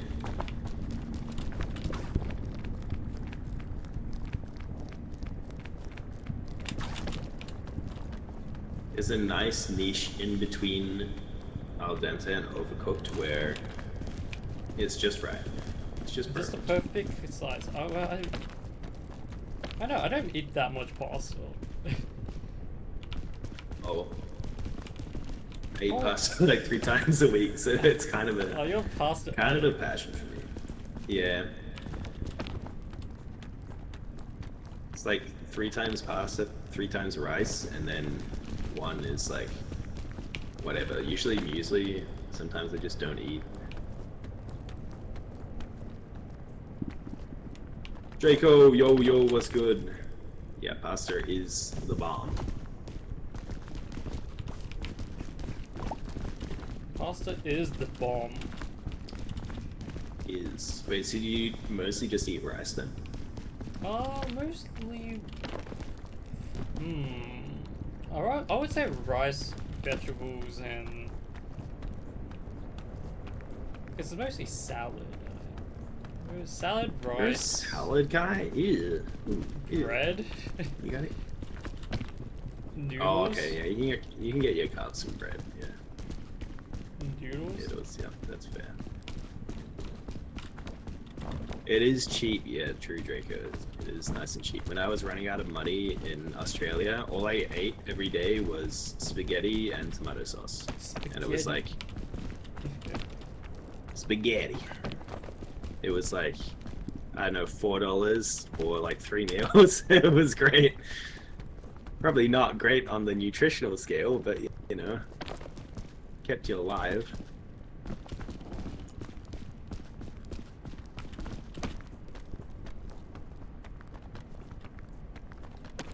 Okay, how about this? What, like, is there any ingredients you would take out? Like, Oh, yeah, for sure. Avocado, coriander, Out of your chilies. pasta. Wait, there's avocado and pasta. Oh, out of my pasta. Oh, I thought you meant just like exterminate in the world. Oh, out of my pasta. Any ingredients I would take out of my pasta. Yeah. But well, why would I put them in the pasta then? If I wait, what? Like, if I'm getting pasta at a restaurant, you mean, or what? Yeah, like, do you ever like pick up an ingredient and tell them, please don't add it? No, I mean I never do that in general because I'm. You so did remind me that there was. I went on a date with this person once, and she had a thing where she doesn't like bean sprouts, but yet she orders a soup with bean sprouts, and then proceeds to Okay. make me like get rid of all the bean sprouts. Bruh. I think that was just a test at that point. Pho. Oh, it was pho. Okay. It was pho. Oh my god, you're really not Asian, man. Did you say it was pho? Pho. Yeah, pho. Oh god. You know, I feel like that's just a test at that point, man. Because like, it's part of the boyfriend's duties, you know, like. Oh well, I didn't like. You gotta. You didn't like them? Yeah, they were more like trying to push a relationship with me, and I was. Okay. When you said you went on a date, I assumed there was something there, but. No, there was nothing there. Let's see.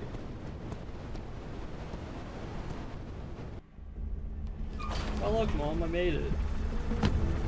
Wow. I mean, arguable since you're at the bottom of the map right now, but.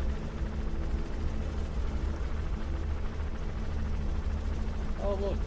Yeah, I don't know. I think people tend to put a bit too much olive oil maybe in pasta, depending on the dish, but otherwise it's pretty good.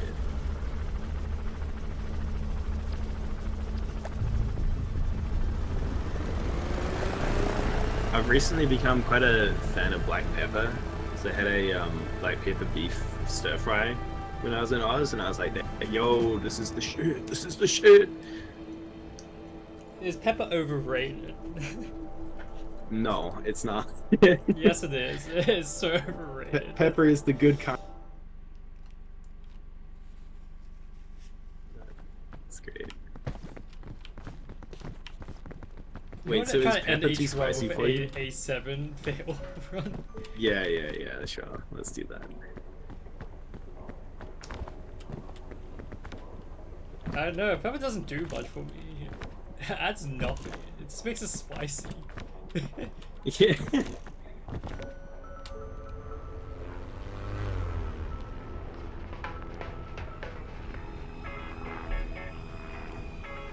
Actually, Draco, I think as a kid, if you find pepper too spicy, then it's like, okay, maybe that's fair because you get like a little hot inside of your mouth and you're like, yeah, I don't like this, what's going on? But like, I think if pepper is too spicy for you, I agree, you do have a problem. No, I have a very sensitive tongue.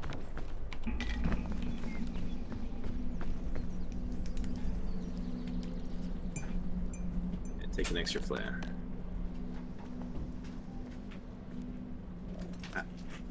Yeah, AFK? How we do that while AFK? Yeah, no, see, what you're describing is how I feel about chili, honestly. Spicy food is better when you're stressed. Now, I haven't heard that one before. That's interesting. Spicy food is a good way to take away the spice. So food is good? Well, I guess, yeah, eating spicy food when you're stressed kind of makes sense, because it makes you burn up inside and forget about your stress, I guess.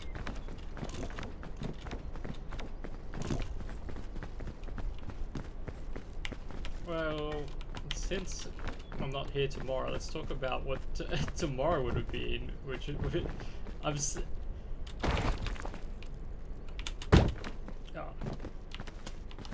tomorrow Hey, I go to someone's birthday party.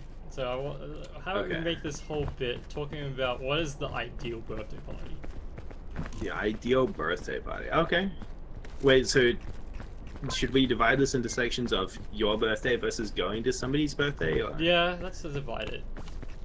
Alright. If we make it to the next section. So, okay, so we'll start with just going to somebody's birthday then. So what's your expectations or hopes going to this person's birthday then?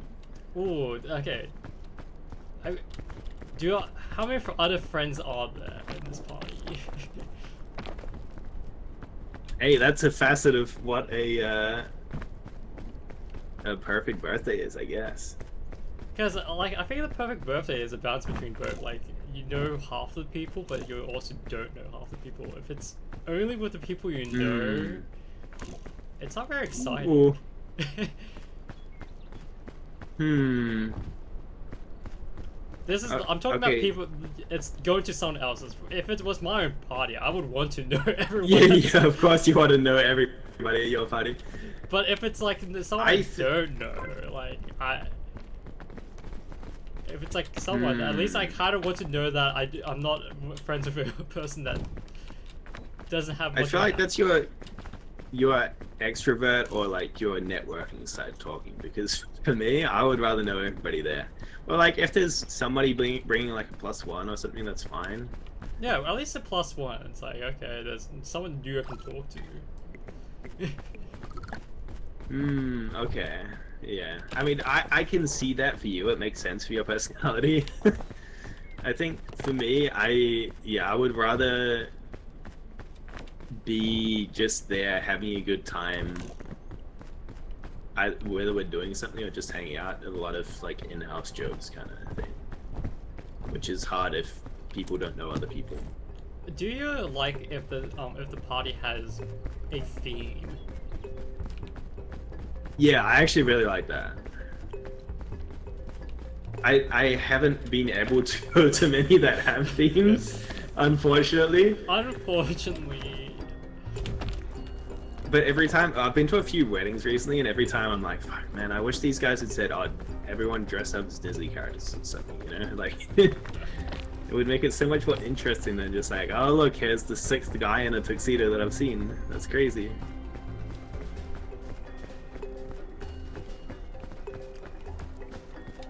Do you not like themes?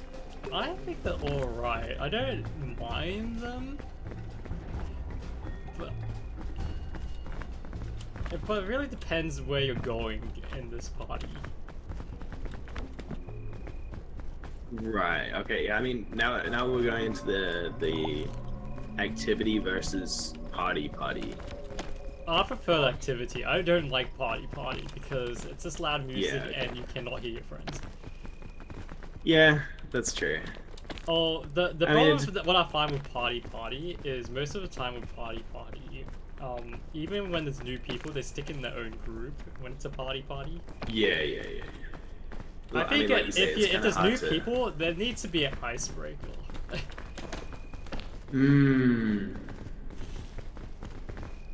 Oh. That's why I know I haven't met any good party host. Yeah, no, this is true.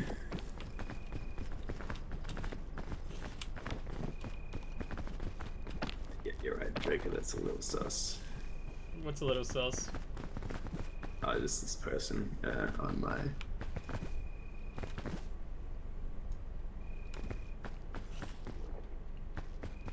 stream, that's not, I just needed to ban someone.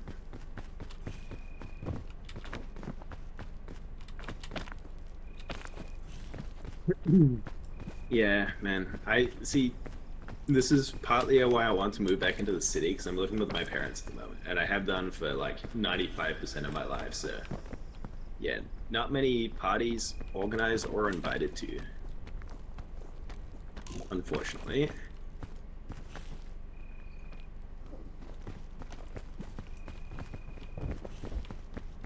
But yeah, I agree. I think icebreaker is good if you Okay, what's a good icebreaker in a party? Garlic phone. That is not your reply for sure. I mean, that would be pretty sick. I would want to have garlic phone, but I know that certain people don't like garlic phone. Yeah, I know, yeah. Okay, I mean, that's really hard, actually. I haven't seen good examples in person of what's a good icebreaker. I think for... Sorry, yeah, go ahead. I think the ones I've seen that worked before is like werewolves or something like social deduction, but like that's only because Ooh. the person knew everyone had a thing for board games. Right, yeah.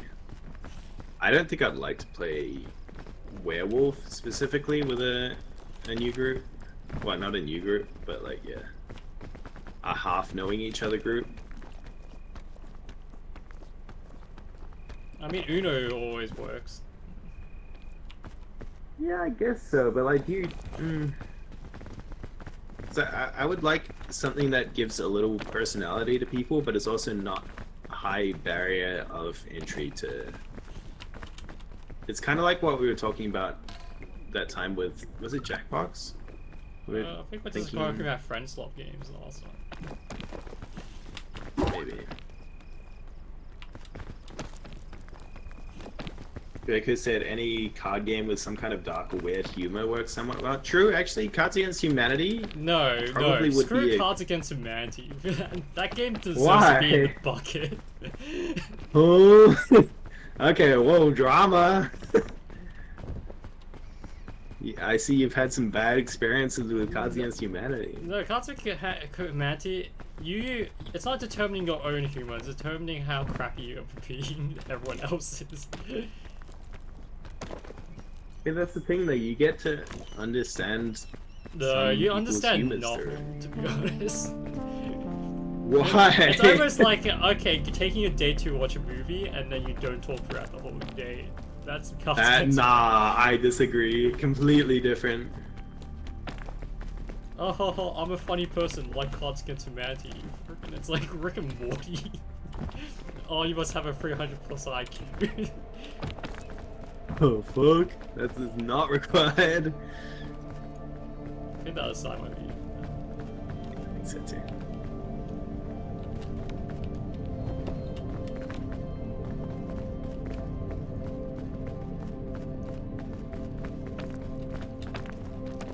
Good way to get to talk to new people like as an introvert, yeah. There are better ways than Cards Against Humanity. I think with a boost we can make that. Well, maybe you can. Did you make that? Yes. Yeah, I mean that's the kind of default answer, I guess, when you say You might as well dark go humor card game. Pictionary or something. Like, at least something that's much more interesting than cards. Hmm. I think I can boost Oh, your- we went inside last time as well, right? Oh, yeah, we can.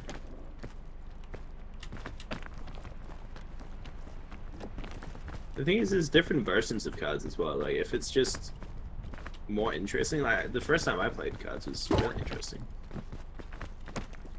So it just depends how much. I played your so people much have of it played when I was cards. in Oh, uni, so and wait, it's just so the way not out. that funny anymore.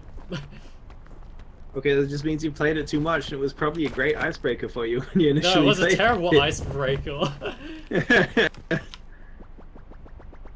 I think we got inside down here. No, we're just gonna use the shop. Okay. Annie.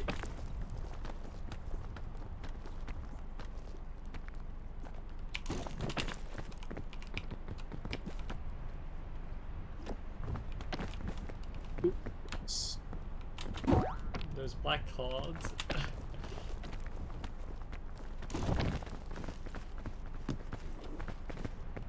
Okay, there is another one that is quite interesting. Very simple game, but called The Mind. Have you seen The Mind? Yeah, I seen the mine. I played it before. Yeah. I played it before in Oz when I was there a few times. And I think I think it it's works okay. quite well as an icebreaker. Although I played it with people that I already knew, but it's like usually this group has really depends on the group you're with. Yeah, true. It's like learn to read the room. Yeah, I mean, and the thing is, like, after you fail a level 3 times in a row, you're gonna start yelling at people, like, regardless of who you're playing with, you know? So it's like, and there's no better way to break the ice than to yell at somebody for making a mistake. That's a, you know, I feel like those games are really good to know if you are dating the right person. Just because if they're yelling at you, you know that's probably not someone. That's like a red flag. Okay, I mean, when I say yell, I mean, you know, like... Yeah, it's a definitely a red flag. I don't mean yell, but yeah, I mean, that's true. That's not wrong. Because if they're genuinely getting upset, then yeah, this probably is a red flag. If they're screaming at Minecraft, you know that they're not a good partner. This is my thing. If they're cheating in Minecraft, they probably wasn't a good partner. You said, no, you need to show your dominance. True.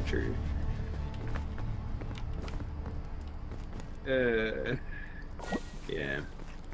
Okay. What about your own party? Own party. Well, I think we got sense of it. Like, you want a theme, right? Yeah, I think we want a theme, we want activity, right? And an icebreaker if we don't know the people there.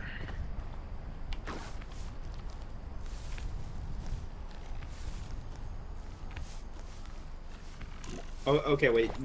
Final question on that. Are you a planned person or a spontaneous person when it comes to, say, events? I prefer planning. Planning's always better. Spontaneous, I've tried it before, it always turns out crap.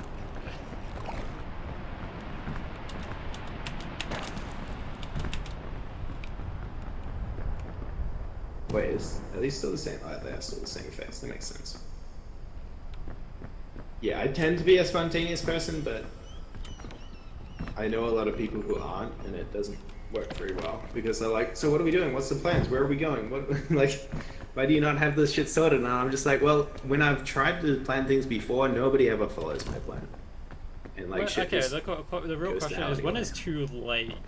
Like, do you have friends that don't arrive on time? Because that's the problem with Yes. the planners. Like, 100%. Yes. Yeah, so when you've got people who are habitual latecomers and habitual flakers as well, who just don't show up at all or cancel last minute, plans get fucked.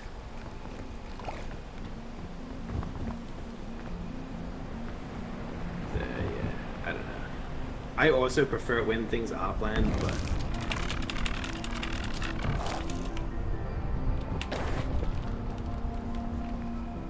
You alive, sir? yeah, I tried to see if I could help at all, and I almost stole something from your backpack instead.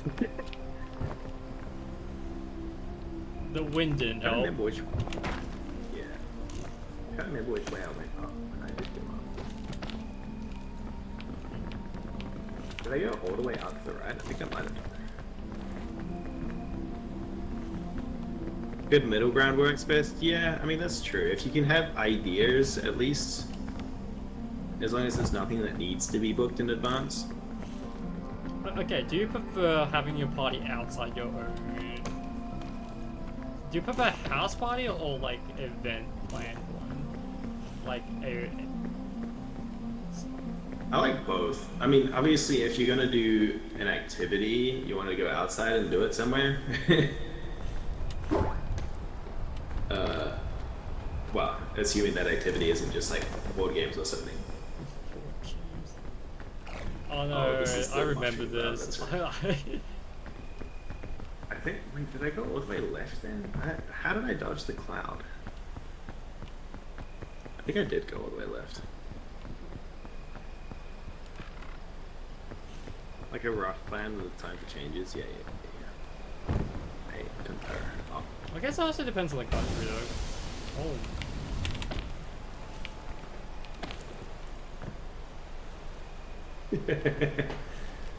Um. Um. Yeah, might need that.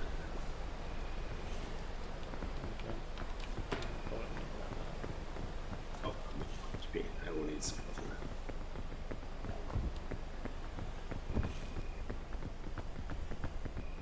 that. Okay. Anyways, yeah. Sorry. So your own party. Yeah.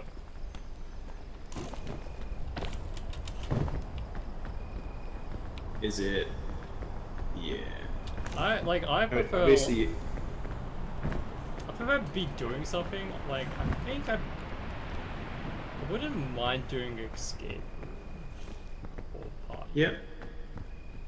Okay, that's like probably a good Yeah, I way, think- because that's like, you get to, like, even if you bring someone that your friend group's not close to, at least you got something to be working on. Yeah. I think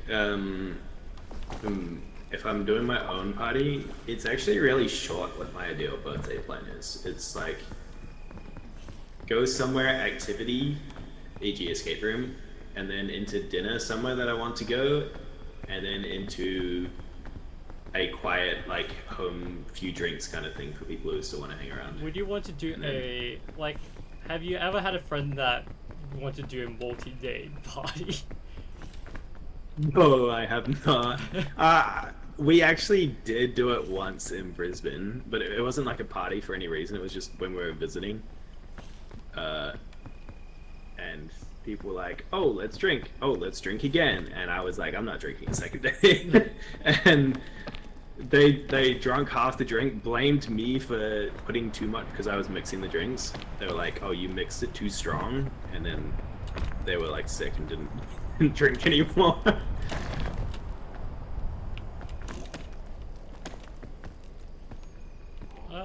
So yeah, I mean, okay, multi-day parties. Would If you there's drinking separate your involved, not. like? I know some people do it, where they separate their friend group to host different parties without telling them, Uh-huh.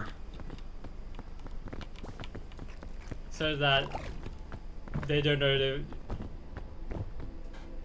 who they're spiting against. Interesting. I wouldn't do that. I would, like, I've done it before where I've organized with different groups and I'm just honest about it. I just tell them, oh, you know, like I'm doing this with this group because this group gets on together, you know, like, because at that point you're not really spiting anyone unless you're leaving someone specifically out of both groups. You did remind me of those awkward party I've been to, though. Where it was like one of my friend's party where he hosted in a bar. And there was like a lot of people I don't know. Like, it was during when I was like in university, and so it's like, oh, it's all these people I haven't met before. Yeah. And during halfway through, I think I was told from other people about this one couple, and this one couple, it's this one guy that's dating multiple girls, but the other girls don't know that. But Oh god. Okay. Yeah. and they told me precisely that, and I'm like, if I know, how does he not know that? How do the girls they he not not know, know yeah. what I know is a real question. That is wild. I don't think oh. Hang on. Oh, give me a second. Okay, go.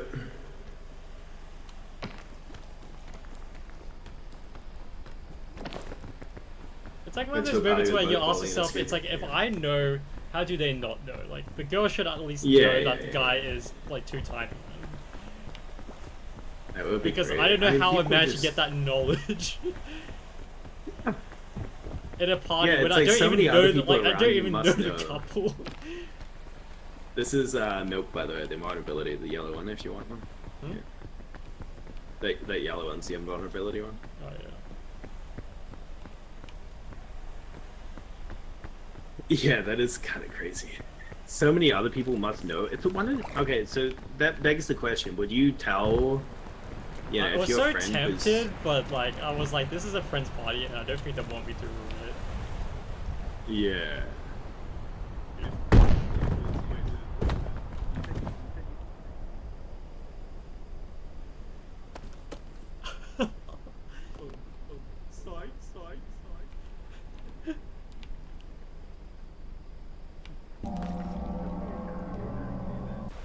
I don't think Well, he I was around died, anymore. but if you go back, got the Book of Oh. Bones on me.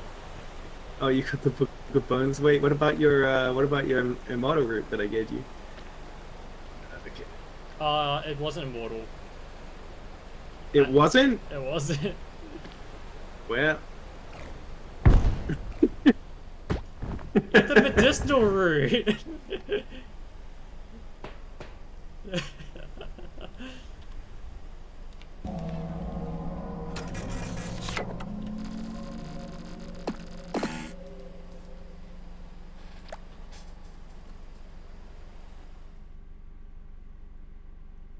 Stamina and Red was the immortal. I messed them up. Wait, you thought that was a Oh. Yeah, okay, that's fair. Wait, yeah. So I was saying, you said you weren't friends with either the guy or the girls, right? Yeah. Would you dob them in? Yeah, so like, I don't think I would in that situation either. But like, if you're friends with either side party, okay. I mean, I assume if you were friends with the girl, I was actually I was really tempted to tell them. Though. I'll give you a bit more context why I would say it, because both girls were Asian and the guy was white, and both were like people that just came from Japan. Two girls. Oh, okay. Yeah. That's fair. In which case, maybe, yeah. Although you'd still have to know more about this situation. Yeah, I feel kind of like, wanted to know more before I say anything, but I was like, it's not really for me to like dob.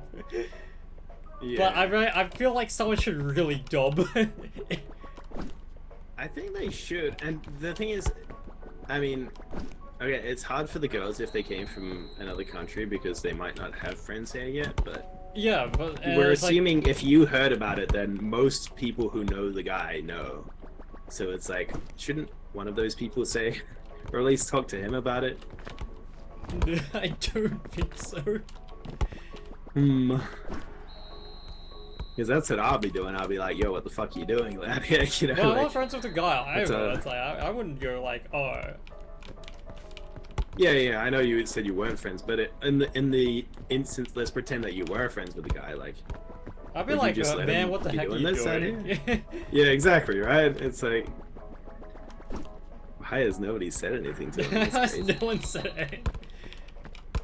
I just out here like, it should have been me. He's living the dream. Should have been me. Uh. No. Here, what? Well, it's like, do you want to be? Because I mean, the strangest thing I've ever seen is just seeing a young Indian girl with a really old white guy, and they're dating and they're kissing in the train. Yeah. And I'm like, there's something I'm visually looking wrong at. Like, something's wrong here, but I don't want to point it out. I mean, yeah. Like, if you knew your granddad was dating a Indian girl, what would you say? Like, a young Indian girl that's like... You don't know if she's underage as well. Okay, well. That was a scenario I if we're saw. Okay, if we're talking that young, that's kind of crazy. I would be asking my closer relations if anybody knew what her age was. Yeah, I don't know, man. If it's not like normalized, but It's not normalized, I and feel like you'll question it, but the thing is, no one's like pulling up questions or pulling him to the side saying, what the hell are you doing, man? yeah, because it's like, well, But also, I'll judge, but like, is it because we're too apathetic? We're like, oh, we don't want to touch someone else's business, but also like, this looks wrong. okay, so it looks wrong. What's inherently wrong with it, then? That you might be underage, but you can't tell. Okay, so, okay, yeah. So the underage part is concerning. Apart from that, what's the concerning? So let's say she was 20 and the guy's like 50, right? 80. 80? Oh, we're talking that old? That's Yeah, fucking crazy, dude. We're talking about that old. I'm not sure if I want to get into this one. Like, okay, so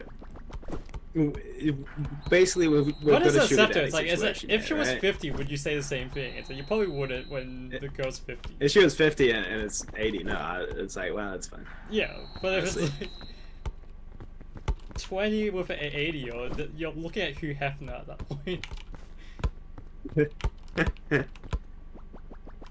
Yeah, but it's just like, well, if you assume it's just, well, I mean, okay, yeah, sorry. That's what I would do, is just assume it's a sugar daddy situation. Would And you I'd be call like, her "Yeah, out well." then at that point? Like, Nah, I wouldn't call. Go get that bag, you know? Like, shit. Whereas I'm only gonna live another 5 years. Like, if she But if- afterwards but started if talking it was like, your I'm a granddad- self-made okay. woman, you know, like. yeah, but if it was your granddad and you were starting to realize that that's your inheritance fund. Would you call hey, it out? look. Or would you let Grampy live a bit longer with this person that's going for your inheritance fund? Yeah, it's fine. Let Grampy live a bit, you know. I ain't out here trying to rely on my relations for money. Not that I've got money myself yet. But she's like, there for she's there for like all your money. yeah, I mean, you could probably see that. I might have a discussion with him, but I wouldn't be too bothered. I don't think. Just not bother. But is it That's because if you're that's my apathetic or grandpa, you that's just my don't want parents. to touch it? That's your parents' problem. More, I don't want to. A bit of both. Yeah, it's more the parents' problem. It's theirs to deal with. If it was my parent, like, you know, fast forward 30 years and it's my parents doing that, like, you know, one of the other dies, I guess. Not that I want to think about that right now, but Okay, so you know, now I'll you're be like, 50 oh, year I'll old be and talking to your dad is doing it. Dating a 20-year-old. yeah. Would you That's stop him? Like, actually, that's actually impossible to imagine right now. There is absolutely no way he would. yeah, but if he did, like your mom passed away and he's alone and he wants to do the biz. I'd have a conversation. Yeah. You have- but why not your I'd be talking. grandparents? That's a bit too far removed, man. It's just like, don't you find it awkward to talk about, you know, anything? How should I say?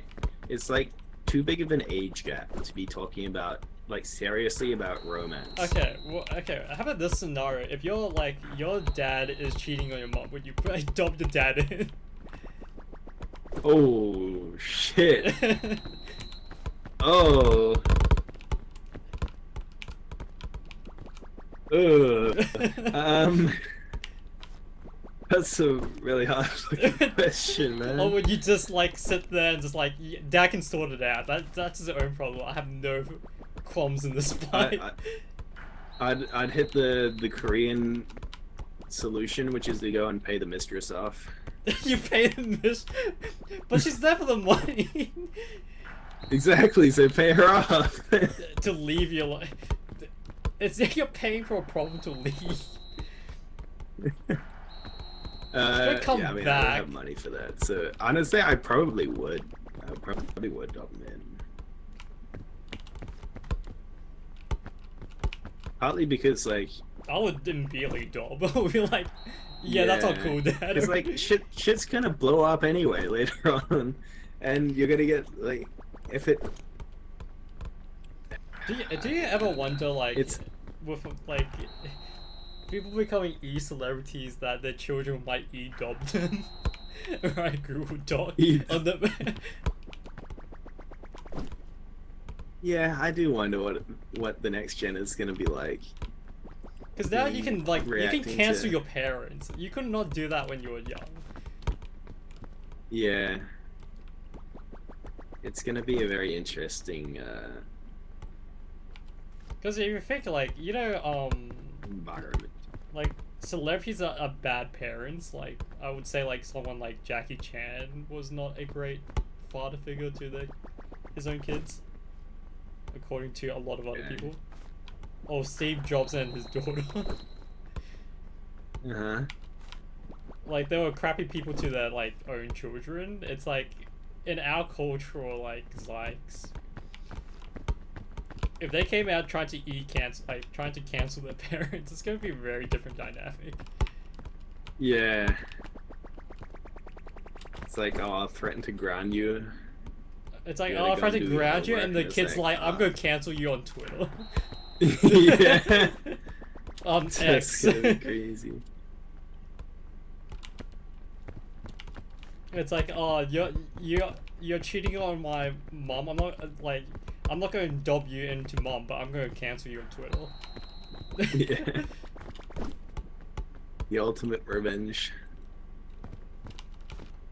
Do you think you'd be more scared to be cancelled online or to bet your spouse finding it out? Oh, it depends. If I'm a public figure, probably online, honestly.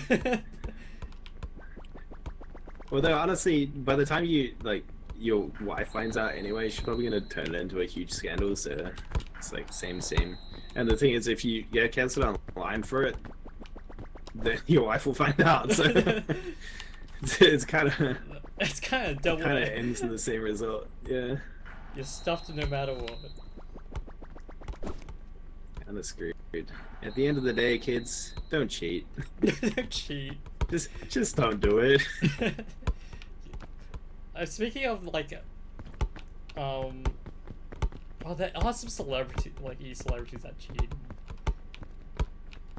but they don't have children yet, so we haven't got to that era yet where I think it's because their brain hasn't matured to have children, and they just don't want children. Yeah. So that's why they're getting cancelled. Yeah.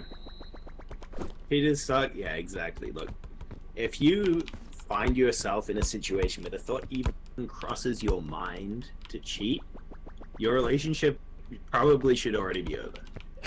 At that point, just end the relationship. If you want to immediately go out with somebody else or have intercourse with somebody else, whatever you want to do, that's okay. It's all, as long as you don't people get will judge, but that's okay. I was saying that it only matters if you get caught. Okay, don't teach people that. And also don't do it at a Coldplay concert.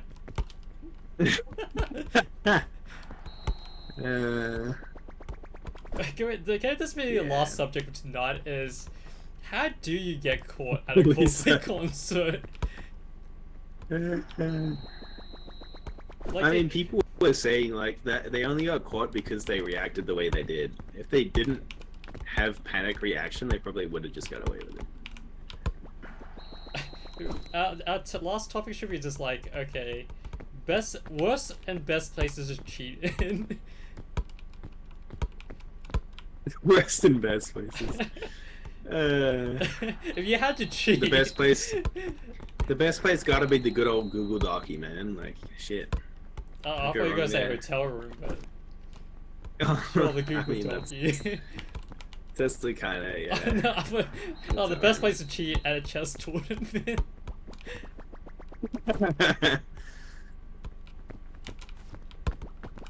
I mean, shit, man. If you're gonna stick vibrators up your ass, it is a good place to cheat. You get both things. You get to win at life and also win down there. In Vegas, what happens in Vegas stays in Vegas. True. Oh, my ball never came back. The worst place to cheat is probably at home. I'll be honest.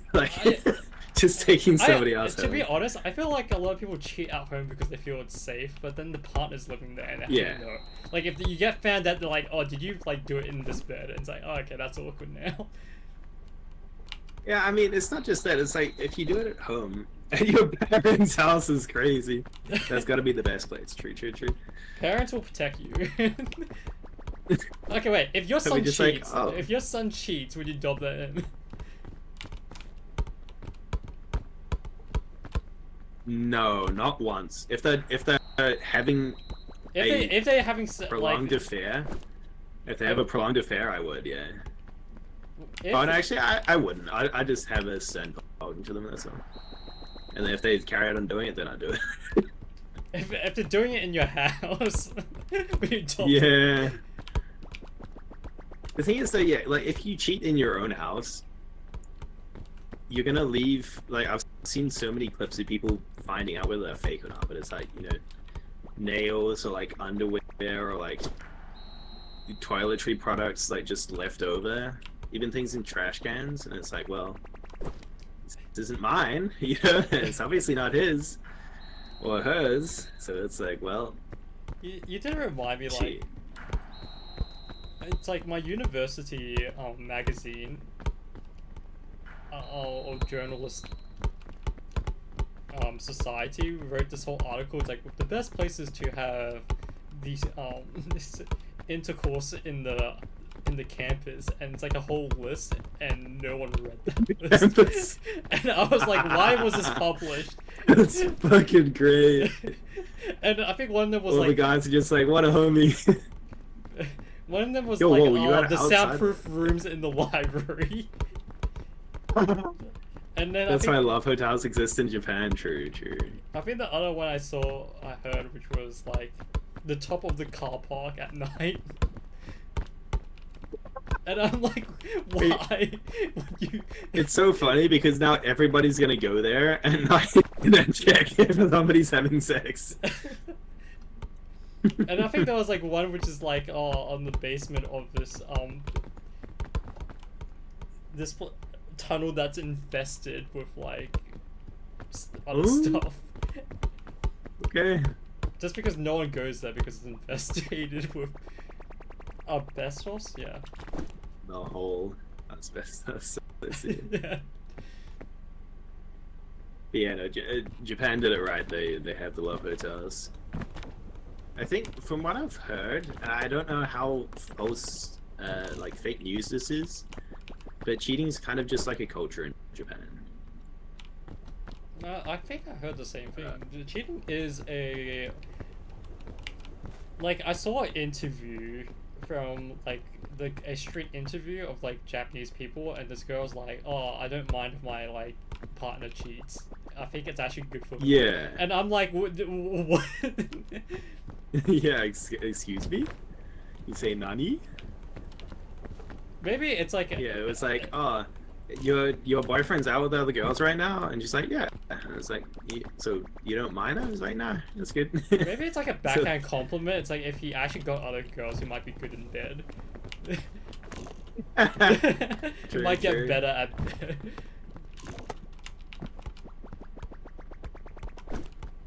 Yeah, it's like hard to know if that's just huge self confidence of like, oh, you know, he's not gonna leave me regardless. That is Or- some confidence boosting. Yes. It's like even if he cheats, he won't break my marriage. Yeah, exactly right. It could be at the public park. Yeah. Public park's weird. Yeah, see, that's though. the problem. It's like the main issue you have with cheating, like pretty much anywhere outside your own place and like anywhere your partner would go would be pretty decent, right? But your only risk is somebody else seeing you there and recognizing you, and then being like, okay, he's with another girl. I Poor feel guy, like a yeah, lot of for cheating happens when you go on an overseas trip, a business trip. Isn't that like Oh, yeah. the Coldplay concert, literally? Yeah. The only Yeah, no, difference I've is heard he that didn't too. imagine the world to see his reaction on a Coldplay cam. Yeah. The question is, I wonder, yeah, how people find out about the overseas people. That's the question. I mean, some are a little bit obvious, but there's probably a lot of just overseas hookups that never get caught. Do you think billionaires cheat all the time? Because it's like, I assume that Donald Trump is cheating on his wife every 10 seconds while we talk. You think Donald Trump can get girls, man? I don't know about that one. Shit. Well, the fact that he keeps mentioning about his dong every second, yeah, I do think he's cheating every second. And to be honest, at that point, if you're that rich, I think your wife wants you to cheat so that she can get your inheritance.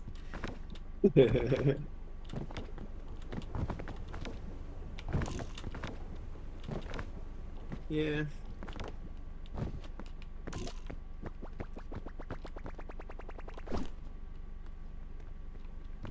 There.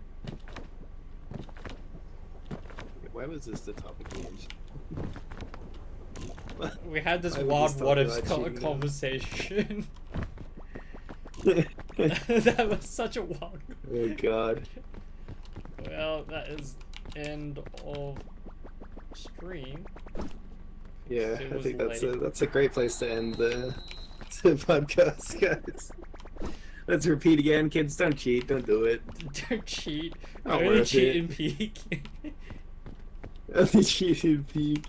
Don't cheat on your midterms either. Don't cheat. And cheat all the time in video games, in Minecraft. In video games. Just don't. If only they still had video games. Oh, there's another old game, like super early that I played called Little Fighter 2. There was like a side-scrolling. It was essentially like Street Fighter, but more like slightly more 3D, and it was a team battle kind of thing. Oh, It had cheats as well. You could do inputs like on the start screen. It was that era of games where you press like random arrow keys on the start screen to unlock things or trigger invulnerability. That oh, kind of the stuff. best period where people made up cheats as well. Yeah. The wild old age of gaming. GTA San Andreas. I've never played a GTA game. I'll be honest. There are many parts of the gaming culture I have not yet experienced. That is one of them. Yep, cheating in video Although game is fine. I did play Saints Row 3, which was kind of fun, and it's kind of like, I guess, a single player version of it a little bit more. Wait, San Andreas is single player as well, isn't it? Is it? I don't know. I swear, at least someone hasn't clipped all the parts where we're just talking about cheating and now weird hypotheticals. Hmm. They're just like, oh, I'm gonna take this idea. I've been looking for this podcast which teaches me about cheating. Just cheating. Yeah, no, Drake, I've never played. Imagine you start Never like a played. whole Discord server for this cheating podcast, God. teaching people how to It- cheat, it's- and then you just At dob that them point, all you're in. the, Okay, wait. you're the Chris Hansen of cheating at that point. Like, Wasn't there You're a just website attracted- like it's like Ashley Madison? It's called Cheaters. really? Yeah, there was like a whole website which is called Ashley Madison, which is it's like a dating site except for cheaters. Crazy, man. And then like I mean, I guess there's a market for it, but yeah, goddamn. and certain politicians were actually on that site.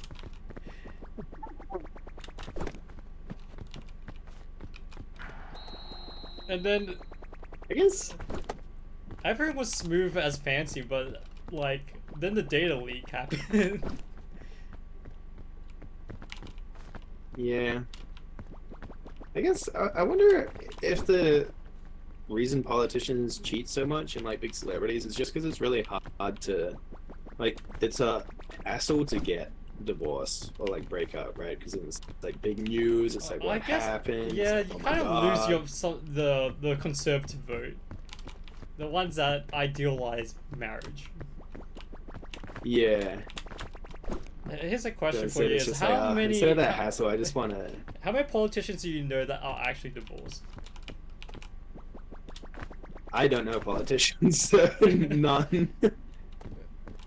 So I asked what's with Absolutely the none. Silver's here, and he asked what's our sudden talk about cheating topic. It was. Intrigued I think to it get started with a big stunts. hypothetical of would you.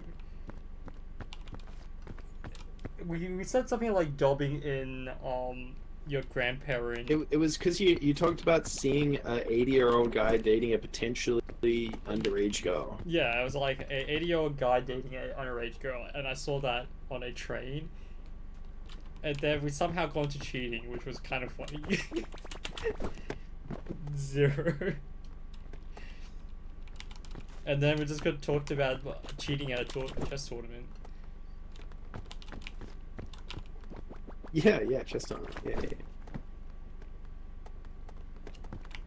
And then we're now talking about Ashley Madison.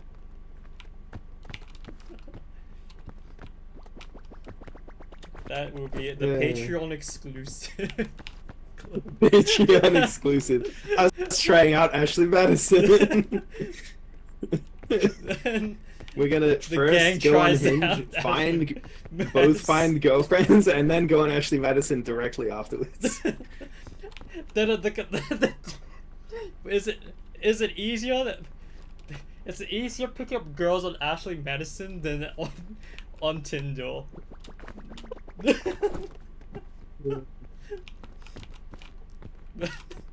You know, that That actually would makes be a a really combo. great YouTube video. Yeah, that would be great. I don't know about YouTube, maybe another side. The conclusion: don't cheat except if you're from Japan. Yeah, pretty much. Yeah. I just like the idea. Time to of- move to Japan, it's Easier, boys. it's easier finding a match on Ashley Madison than finding one on Tinder. That would be a great statistic if we could find that out. You're better off pretending you're married and cheating on an imaginary wife. Wait, than so the question actually- is, do both people have to be cheating to be on Ashley Madison? That's the question. Or is it just like it's anybody can be on supposedly there and then- exclusively you're married or something, but I like the idea you're pretending to be married. And then you have to convince Probably is it- easier. I agree because I feel like if you're married, you probably are just looking for hookups mainly, right? Instead of like. They'll take anything anything more, at that so point. it's probably- Yeah, exactly.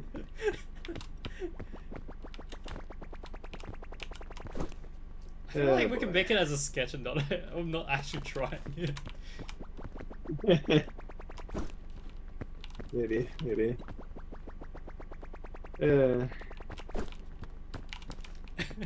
Anyone from Ashley Madison is in chat, please let us know about your site, sponsor us, and we'll try your site out.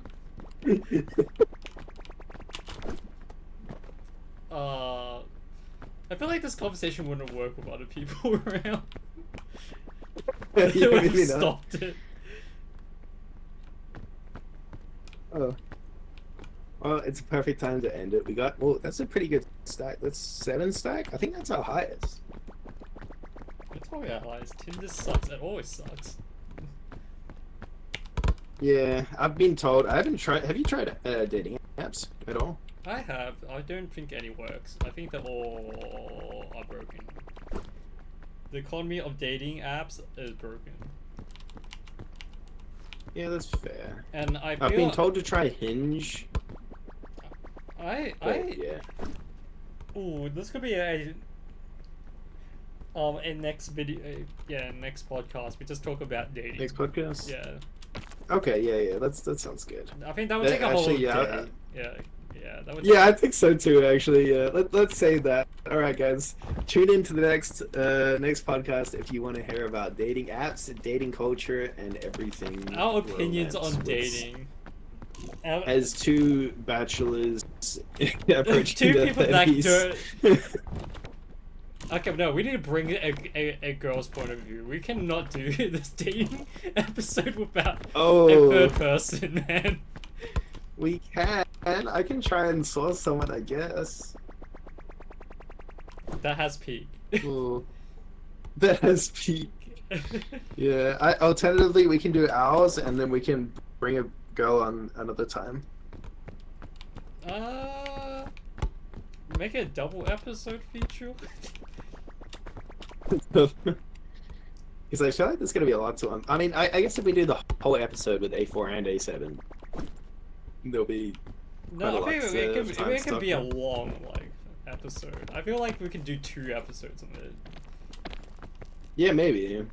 So, do you want to just do us next week then, and then we'll try and source a girl for another time? That's our next podcast. We discuss it later after the. Yeah. Okay, we'll discuss it later. But that's our next topic, chat. So, tune in next time, which is not tomorrow, to be clear. Saturday. You know what'd be really funny? I'll tell you after the stream. Anyway, this is the end of the podcast. Yep. for the people on other platforms, give me a call of action, man. Do the call of action. What? You know, like and Excuse me? subscribe. Yeah, I thought it was gonna be your turn to do it since I did it last time. All right, yeah. Thanks for tuning in, everybody. Please like, comment, and subscribe. If you want us to talk about certain topics, please mention down below. And you want to or join our chat, as we may podcast, read your join message. whatever Discord that's going to be used. I don't know. Yeah, I don't. Are we gonna use a Discord? We're using in-game chat. Yeah, but Anyways, maybe we yeah. should just set up. Let us podcasts know if for you want to people that join really a want. podcast. Yeah, I mean we could. We Okay. will sort that out later. Bye. All right. Catch you all later.